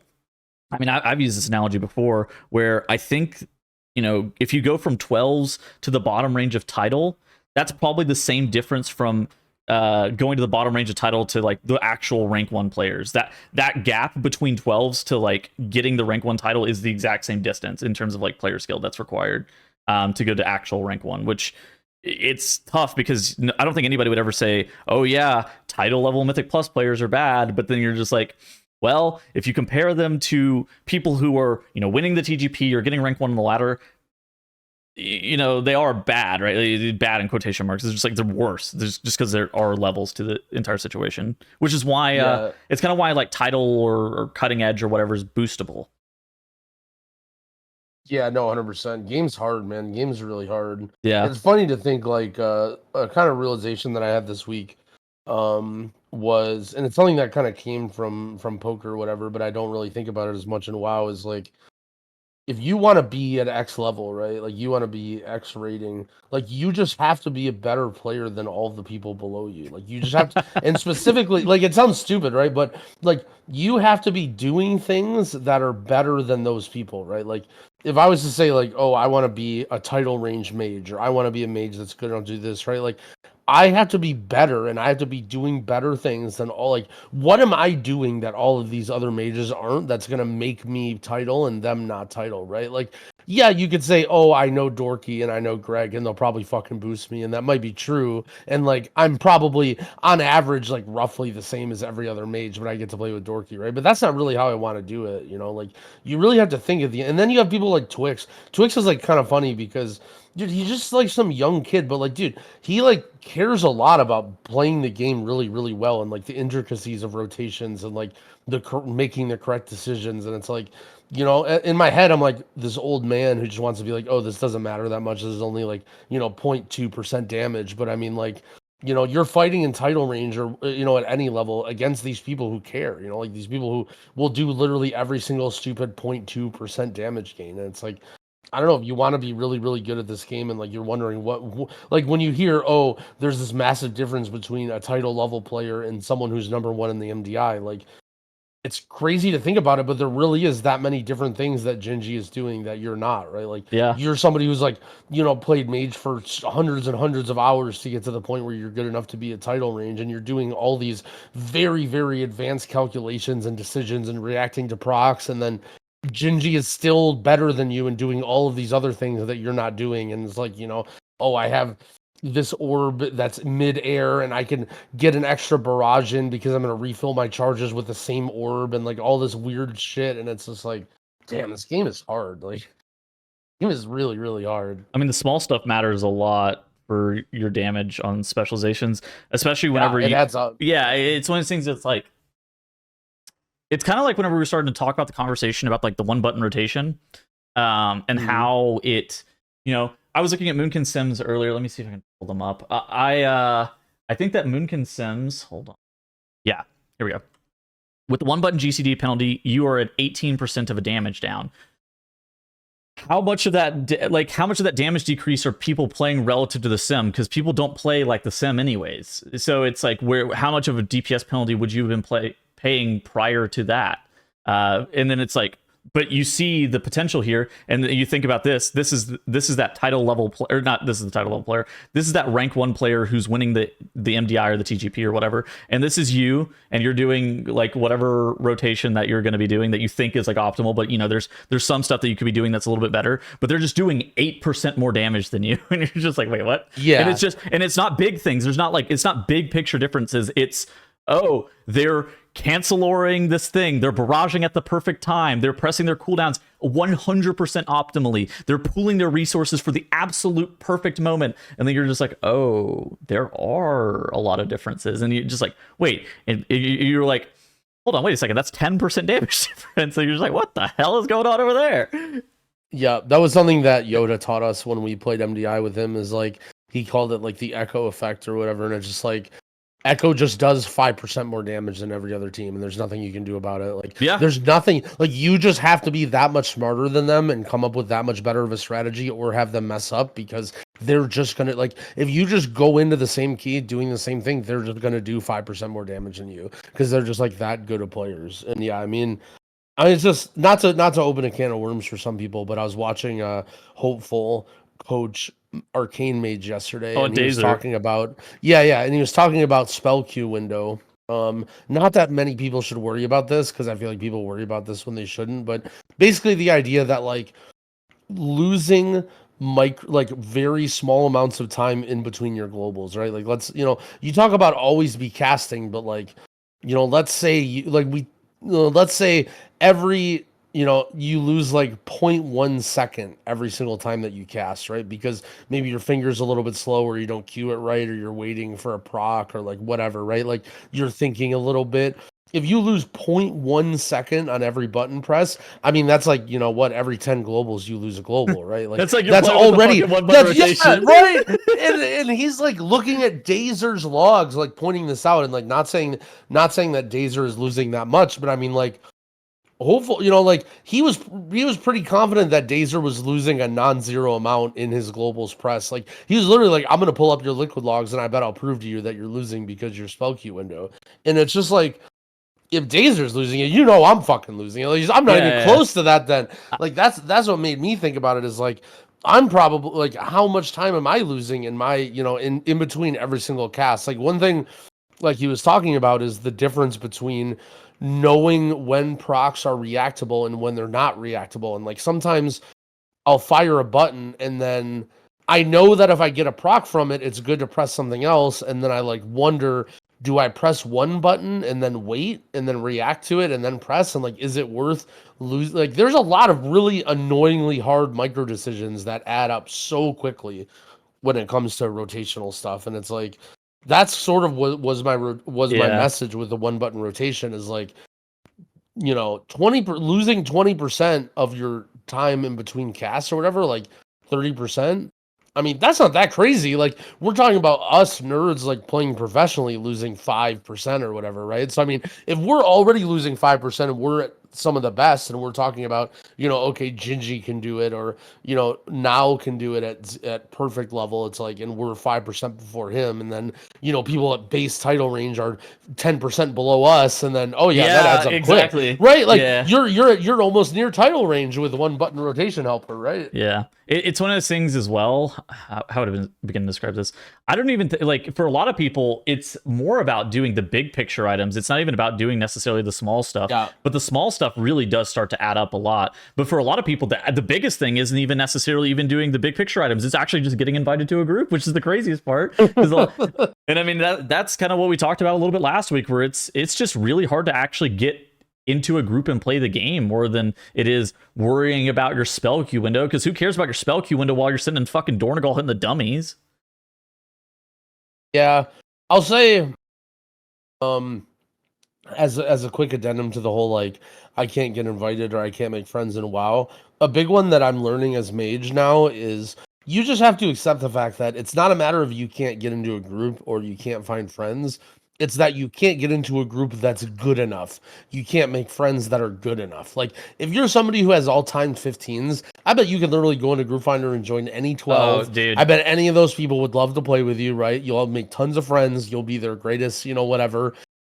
But you don't want to play with them, right? You want to play with people who want to do 16s. And it's like at some point, if you want to play the game a lot and get really good, you just sort of have to bite the bullet and realize that you just can't always be doing keys that are scored for you and playing with people that are better than you. And at some point it's tough because there is a lot of room to progress in WoW, and so there's this like amazing feeling, right, of waking up every day and getting more score and playing with better people and learning new things, and your damage goes up, and then, you know, at some point it's like I'm sort of hitting that realization where I'm at on my mage now, and it's like, am I a great mage player? No. Like, am I doing most of the things that I need to be doing correctly? Yeah, but like, you know, now the things that I need to do in order to get score or improve or get better or anything is like brutal. Like it's like tough, you know, it's not like I can just wake up and just YOLO queue to whatever and get score. And then like, oh, I should probably press my proc here. Oh, look, my damage went up. I'm so good at mage now. Like, no, I'm like sitting here like, oh man, maybe I should factor in the travel time of these missiles when I'm doing this. Or like, oh, if I blink, like one of them is, okay, you have your touch of the Magi window, but what if you're far away from the mob, and what if you blink forward and the global before the touch ends so that you can hit one more spell in that touch window? And it's like these little things that do add up like over time, but it's like, you know, it's hard shit. Like you have to really be paying attention and thinking about this stuff. It can't just be like, oh, I'm just, you know, lollygagging, doing whatever, because if you don't, you have that Twix kid who's just like, doesn't, you know, is just 20 years old and mashes all of his buttons way faster than you and just finds it fun to do it on every single class, you know? Well, it's funny that you say that too, because it's like everybody can mechanically, I bet mechanically you could get dropped in an 18 on your mage and you'd probably be fine. And then it's like, but fine, right? Exactly, fine like fine in the right? sense of you're probably not going to run it down and deplete the key by yourself. Mechanically, you know what's going on. You're certainly not going to make it any easier with the damage that you provide, but then there's always somebody that's like chomping at the bit, waiting in the wing, that's going to do a little bit more damage than you, that is also mechanically the same as you. Exactly. Well, yeah, that's a great point. That there's probably hundreds of mages that you could drop into an 18 and with Dorky and Greg and Evade, and it's like, would they, they wouldn't throw the key? Would they be like the all-star mage? No, but oh yeah, I mean, dude, I made a video a couple weeks ago where I was on stream. I invited 4 other people into my group, and these are 4 people who have times 0 keys on a 16, and we did a Dark Flame Clef 16, and I got them in voice, and we timed it in 3 attempts. And it's like, yeah, I mean, if given the opportunity, those people are certainly good enough if they also have a little bit of guidance, right? And it's like, I'm like looking at the route that we initially linked, and I'm like, this route fucking sucks. But I was like, I don't really know how much I need to change in the route, but it's like, it wasn't that big of a deal. And then it's just like, yeah, if just given the opportunity, there's a lot of people, like you said, there's 100 people that could have been dropped in that same spot, and they would have been mechanically totally fine. They just need the opportunity in some aspects. Maybe it's like in the age pre-resilient keys, it was a matter of consistency. Like, as long as you show up to keys and don't run it down mid, then you're good enough. But now you need to go to that next level of like actually just doing crazy, like doing really, really good shit that other people aren't doing in order to stand out. I mean, for me, doing good shit involves me shot calling and allowing my tank to fucking play the game, right? That's true. I mean, yeah, good shit can come from a lot of my damage angles. Like, very candidly, my damage, especially compared to other Moonkins, is not that great. I mean, my damage is like fine. It's like completely passable. But like, whenever you have somebody who's not the tank shot calling your group, that's like pretty valuable as well, and that's like fairly understated until you get to a point where you're doing high keys and voice with people who care about actually what's going on in the dungeon. Somebody that's not the tank calling all the stops and calling who's kicking what next, that's just cognitive load off of them that increases their survivability, like it or not. Yeah, I mean, from a healer POV too, the healer role has evolved a lot in that direction as well, right? Whereas I remember early Shadowlands BFA, like people would be like, "Growl, I want to be a good healer," and it's like, dude, just get good at pressing your buttons and don't fucking die. Like, if you just showed up to keys and just never died as a healer, you were like the best healer ever, right? Like, you're like, if you're just not feeding and you're that guy that that you'll always live, you'll res them up as a druid if they make a mistake, and you'll never wipe to a boss. And then all of a sudden it became like, now healers are like, to be a good healer, you have to be like calling out people's defensives and like communicating when they're okay and like using group CDs. And now I'm watching like, a random healer that comes up in my Twitch recommended that has 5 viewers, and they're doing like keys way lower than mine. And like, all right, AMZ here. Okay, over here. Okay, this is barrier. Okay, you're shielded. And it's like, dude, holy shit. Like, the level of communication and like, skill has gone up so high in all these roles. It's kind of weird because like, I think like some of the best healers I've ever played with, the only difference between them and other healers is just the communication level that they're giving to me, right? Yeah, that's I think the new sort of meta right now, for sure. Elismir is like, all right, I got wings here. Don't press a single defensive or I'm going to be mad. And I'm just like, got nothing to do with me. Greg's calling every single one of his group's AoE stops, and I'm just like fist pump in the air because I don't have to do shit. Ortimus is like, yeah, okay, so we're gonna group defensive here. You're gonna Nature's Vigil next. Then we're gonna drop the anti-magic zone after that, and then I got big healing. And I'm just like, what the fuck are we doing? All right, I'm locked in. I'm not paying attention to my defenses at all. He's just told me what I'm pressing next. Yeah, it makes it a lot easier for Jamie to do big damage when he doesn't have to think about anything else. Dude, like, if your healer is like, it's like the same thing with like me calling all the kicks and stops and stuff like that on a trash bowl for the tank. It's like, if the tank doesn't have to think about that, or like if you're taking the cognitive load off of people, it's like a huge benefit. Okay, moving on to what were we even talking about? I don't even remember. Something about the MDI. Oh, comp diversity? Oh, MDI, that's right. I think it was like MDI or comp diversity. All right, anyways, moving on to cool stuff we've seen this week. I actually have some new tech that I don't have a video for, but I've heard rumors, and apparently it was showcased this weekend in the MDI as well. I've tried it out, and maybe you guys in the comments can go try this out as well. So the Junkyard dogs in Workshop, the dogs that are right before Cujo, they have some anti-sync, is what it's colloquially known as, but the ability to not like leap at the exact same time as other mobs is what we call anti-sync. And if you leave one of them rooted, apparently it will leave all of the other dogs like in a state where they won't jump on you, or they'll jump on you infrequently. Ooh, yeah. It's kind of this weird thing where nobody really knows how it works truly. The theory is that the mobs have to know about one another and be within 20 yards of each other. I've had it work occasionally, but it doesn't feel like it's super consistent. Apparently, Missed Count was able to make it consistent this week during the MDI. I don't know exactly how to make it consistent, but that's just something that you can think about trying in your own keys, or practicing, or going into M0 and trying to figure out more about how to make it happen, because that will allow you to basically do the entire room of dogs in Cujo's room in one singular pull, which is -1 pull on the entire dungeon, which allows you to basically time a key level higher. So that's a huge deal. Yeah, so what Tuttle's pointed out is something that's pretty important that I think people might take for granted, is like the way the mob AI works. So basically in Dragonflight, there was a dungeon called Algathar Academy, and there was these bees that would fly around. They'd be in packs of 3, and they would just like charge you and sting you and do like 70% of your health. Well, problem is, if 2 of them charge the same person, it would just kill that person instantly every time. It was like one of the dumbest trash mechanics we've ever seen, and like no one know how to deal with it. So they added in during the beta a thing where it was like, out of the pack of bees, no matter how many bees you pull, only 1 is in a charge every couple seconds. So that 2 bees will never just charge the same person at the same time. And so this is something that they carry forward, and they do it now with tons and tons of casts and different abilities. So for example, like the in Floodgate, the guys that use the harpoon that pulls somebody and does that really, really nasty bleed, and it's a kick, they sort of understand that if you accidentally pull like 4 of them, you shouldn't be expected to like deal with that many harpoons. So only 1 of them will be casting at any given time. And so what Tuttles is saying basically is these dogs in Junkyard or workshop, if you root 1 of them, it can't jump. This but guy gets in combat first, like so his abilities queued up.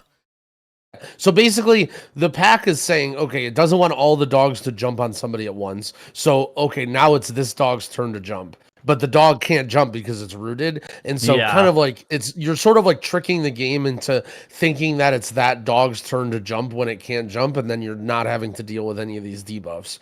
And so it's something that I'm guessing very quickly will get discovered and figured out now that it was on broadcast. But this is like a pretty dangerous pack that a lot of people have been splitting up, and yeah, this will save a lot of time for sure. Apparently, we also high rolled the power infusion bug. You see this? AJ's got PI on 3 targets. What exactly causes that? What? Look, AJ's got PI on 3 targets right here. You see that? The power infusion bug. Yeah, there's a bug with power. I'm surprised that you don't know about it. Power infusion could go on multiple people sometimes. What? Yeah, I mean, you see it on screen right here. All right, well, this is cool things that I've learned this week. I mean, I've never. I think I saw it last season too. I don't know what causes it though. I'm not sure if anybody knows really what causes it. That's funny. If anybody had it consistent, they would be doing it all the time. But nobody, obviously, it's not really a consistent thing. That's so like my party frames are like pretty highly customized, and I actually don't even think I see PI on my frames, because why do I want to see it, right? Like I think I might be able to see other healers' PI, but not my own, and so I've never even noticed or thought that this was a thing. Yeah. Seen it more with Shadow Priests, I think, this season a little bit, since they're proccing their power infusion sometimes with their tier set, but not really too much. I don't know if there's anything to play around it. All right.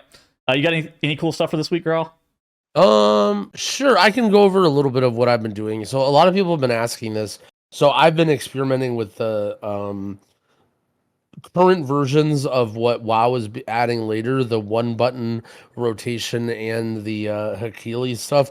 Okay. Most of what I've been doing is actually the 1-button rotation stuff. And so there's an add-on called GSE. It's called like Gnome Sequencer something. It's like basically like a very advanced macro interface that you can download.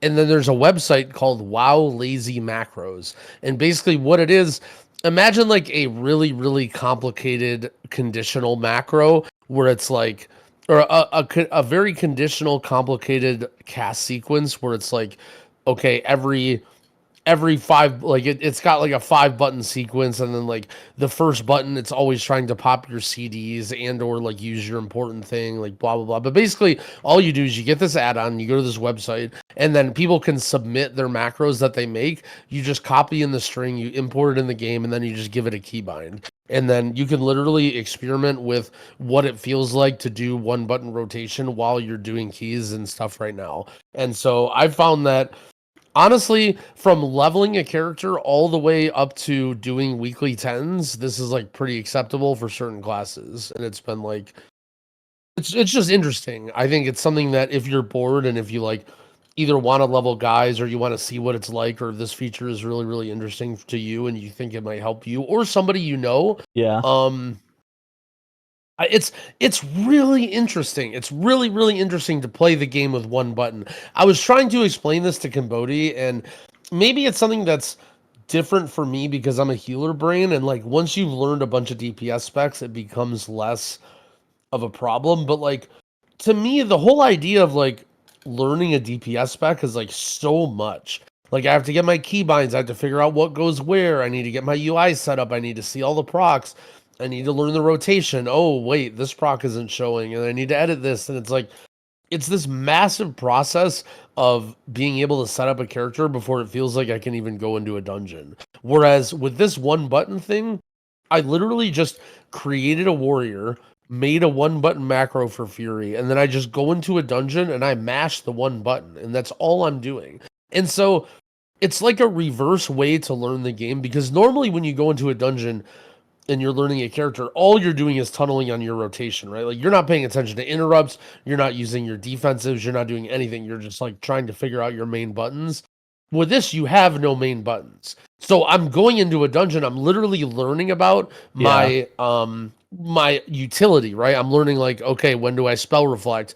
You know, I'm using my leap, I'm like using my defensives, I'm stunning. Like, I'm actually doing all of the utility stuff for the character, and I'm not doing any of the damage things for the character. And it's so, I don't know, it's just bad. It's so weird to learn the game like that. Like, to learn, it's like, it's almost like a different game where I'm going into, like, it's like I'm playing a game, but all I'm doing is I'm just mashing A. Yeah. And I'm just mashing A. But at the same time, WoW still has so much, there's so much stuff going on in WoW, right? Sure. Like, it's still very, very hard to mash A and do a dungeon perfectly. And so, I don't know, I found it very, very interesting. And so if you're like, I think almost everybody went through this, right? Where you heard about the one button rotation, you had some sort of thought about it, you heard it was on PTR, you either booted it up or you watched somebody else boot it up, and then you're like, wait, it's not really that fun to just press 1 button on target dummies and do nothing. Like, this is stupid. And then you've kind of like, you know, fizzled out, and now you don't care. But like, you can actually do this right now. You can go into a dungeon and play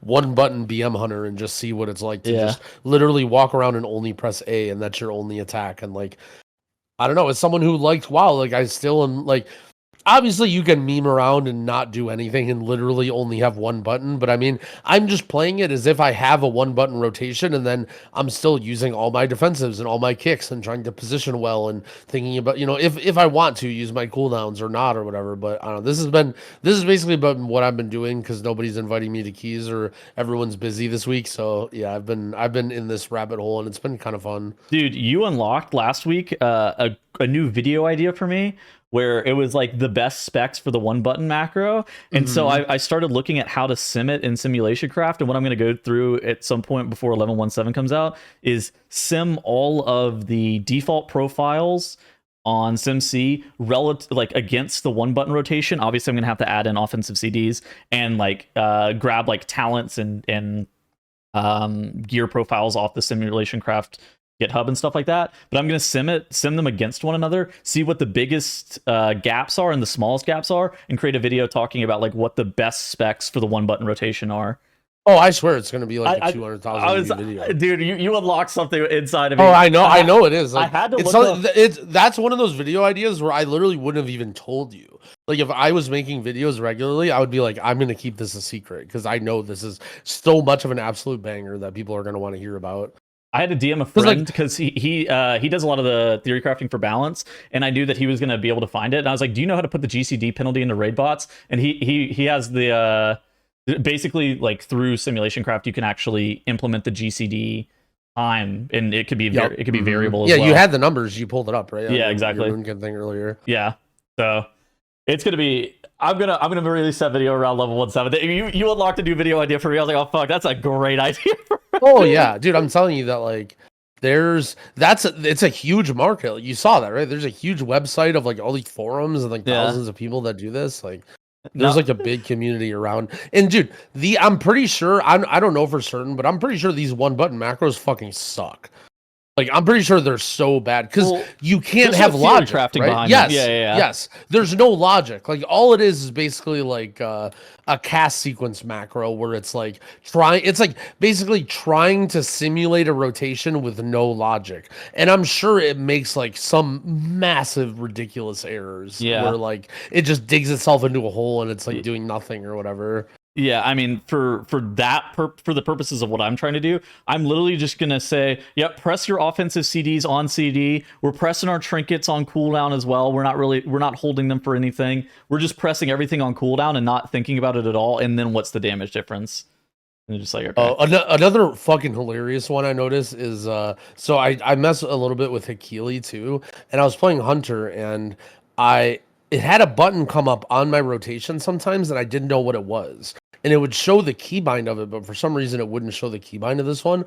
I learned later that it was my kick.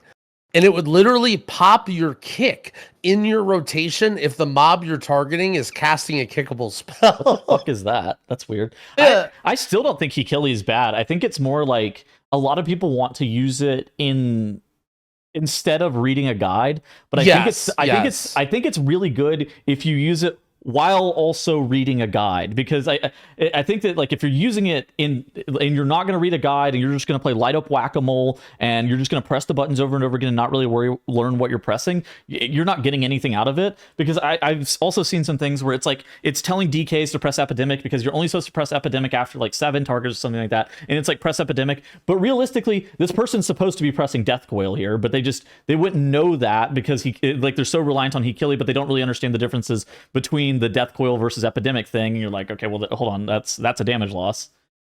Right, yeah. So that's sort of what I've been doing is I mess with the one button macro. I think I'm pretty right in that I think if they ship it with the GCD penalty that they have on PTR, that it's going to beat a lot of people, and you'll basically do all the way up to 12s with just one button on like most specs. I think when it comes to the Hakili thing, I just started with that, and mainly I kind of want to like start doing harder stuff and then see what happens. It's like a weak aura pack, I think, in my opinion. Like it's literally just like any of those weak aura HUDs that you'll grab off wago.io. Right, where like the button that you're supposed like. So I downloaded a marksman HUD as well to kind of like do both and see. And I mean, that one literally just like lights up and it tells you what to like. Marksman Hunter is kind of a whack-a-mole spec right now where it's like, oh, this is off cooldown. Oh, you name shot proc. Yep, press that shit. Yeah, and so like a weak aura package and a Hakili thing is like pretty similar in terms of like it just lights up a thing on your screen. But I'm gonna experiment with it. Really, what I'm most interested in is how much am I learning.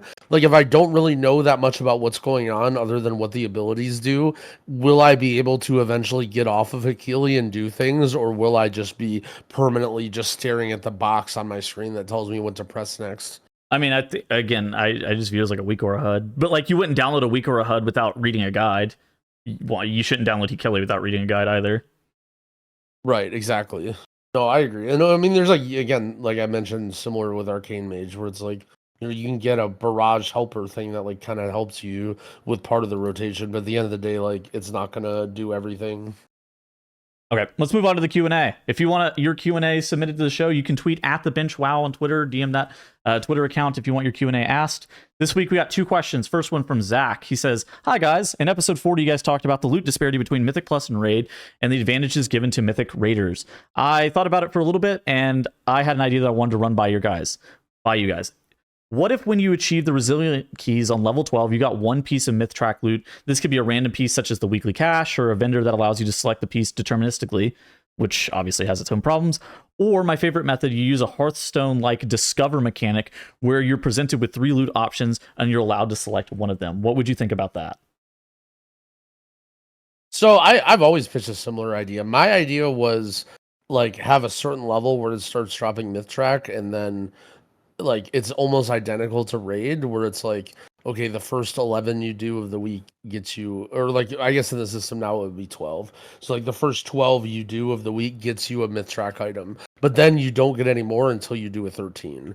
And then you don't get, then once you do a 13 for the week, then you won't get any more until you do a 14, right? Sort of like, so like early on in the season, you're really only getting like one myth track item per week or two, and then eventually you're getting like a lot. No.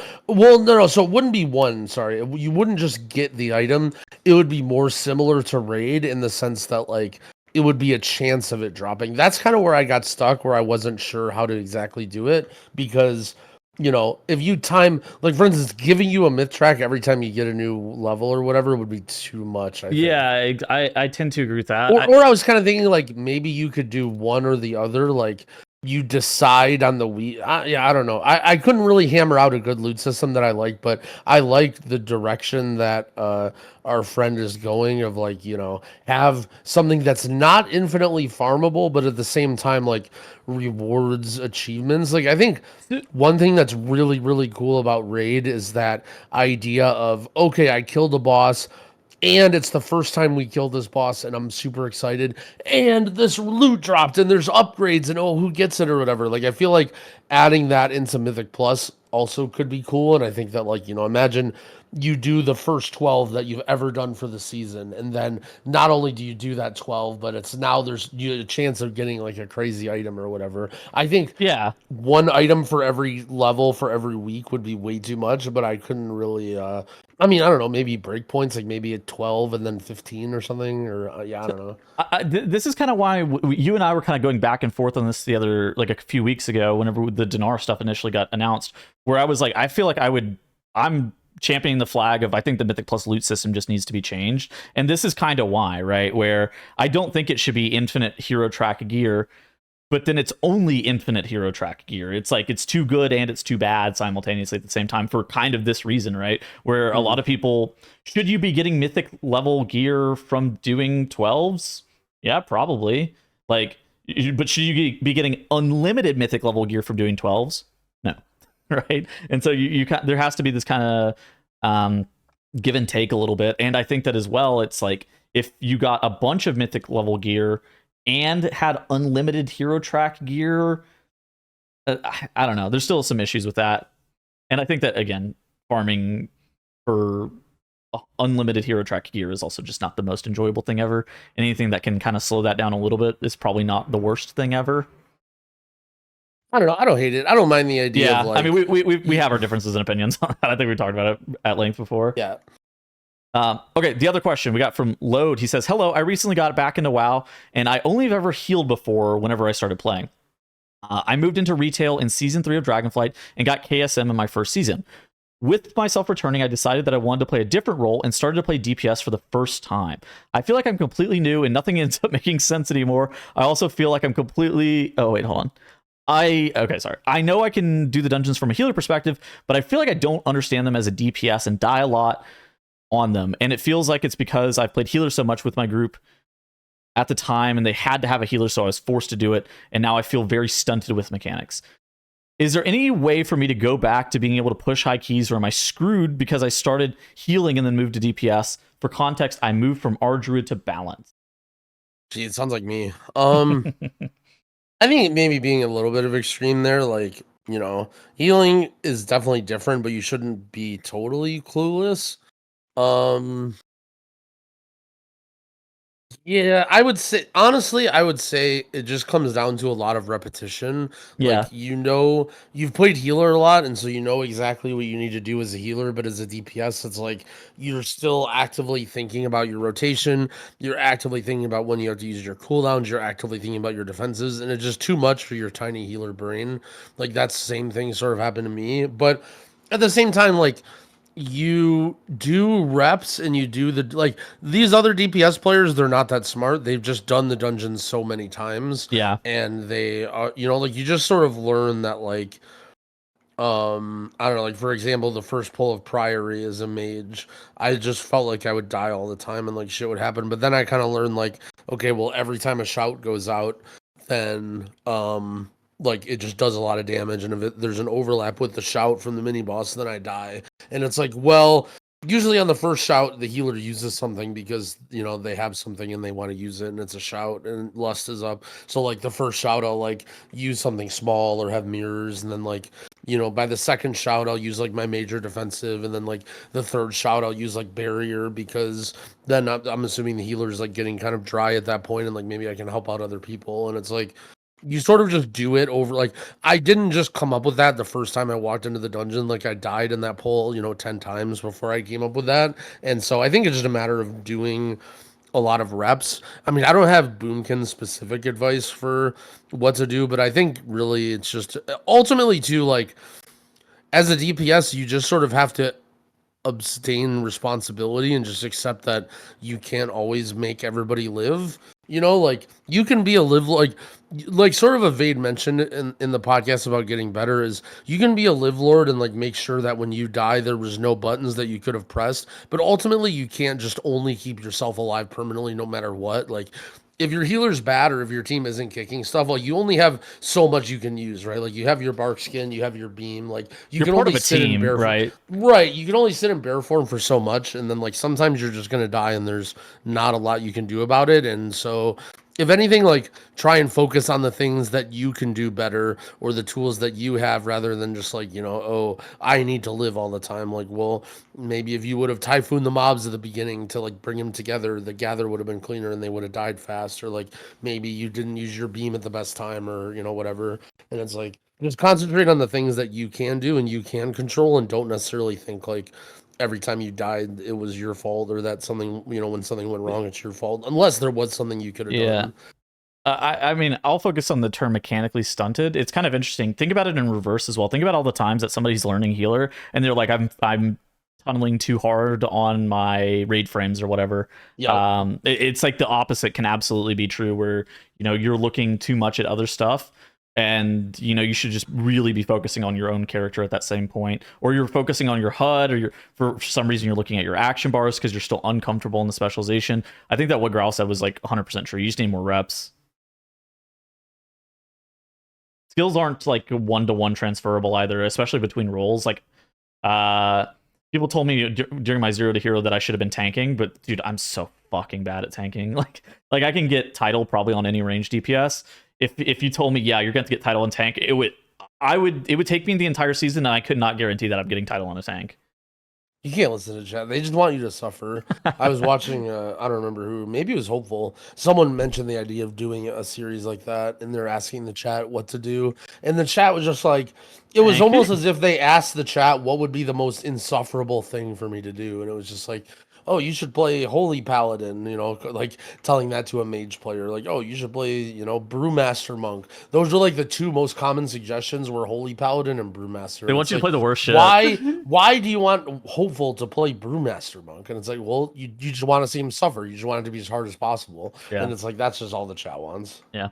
All right. I think that's it for this week. All right. Wait, Squishy was here? Yeah. I'm here for the bench, episode 43. What do you mean? Oh, I guess you've just been quiet. I guess me and Titles have just been kind of getting into it. Yeah, I mean, you and I do talk a lot. Well, there's always next week. All right, GG's everybody. We'll see you guys next week. Goodbye.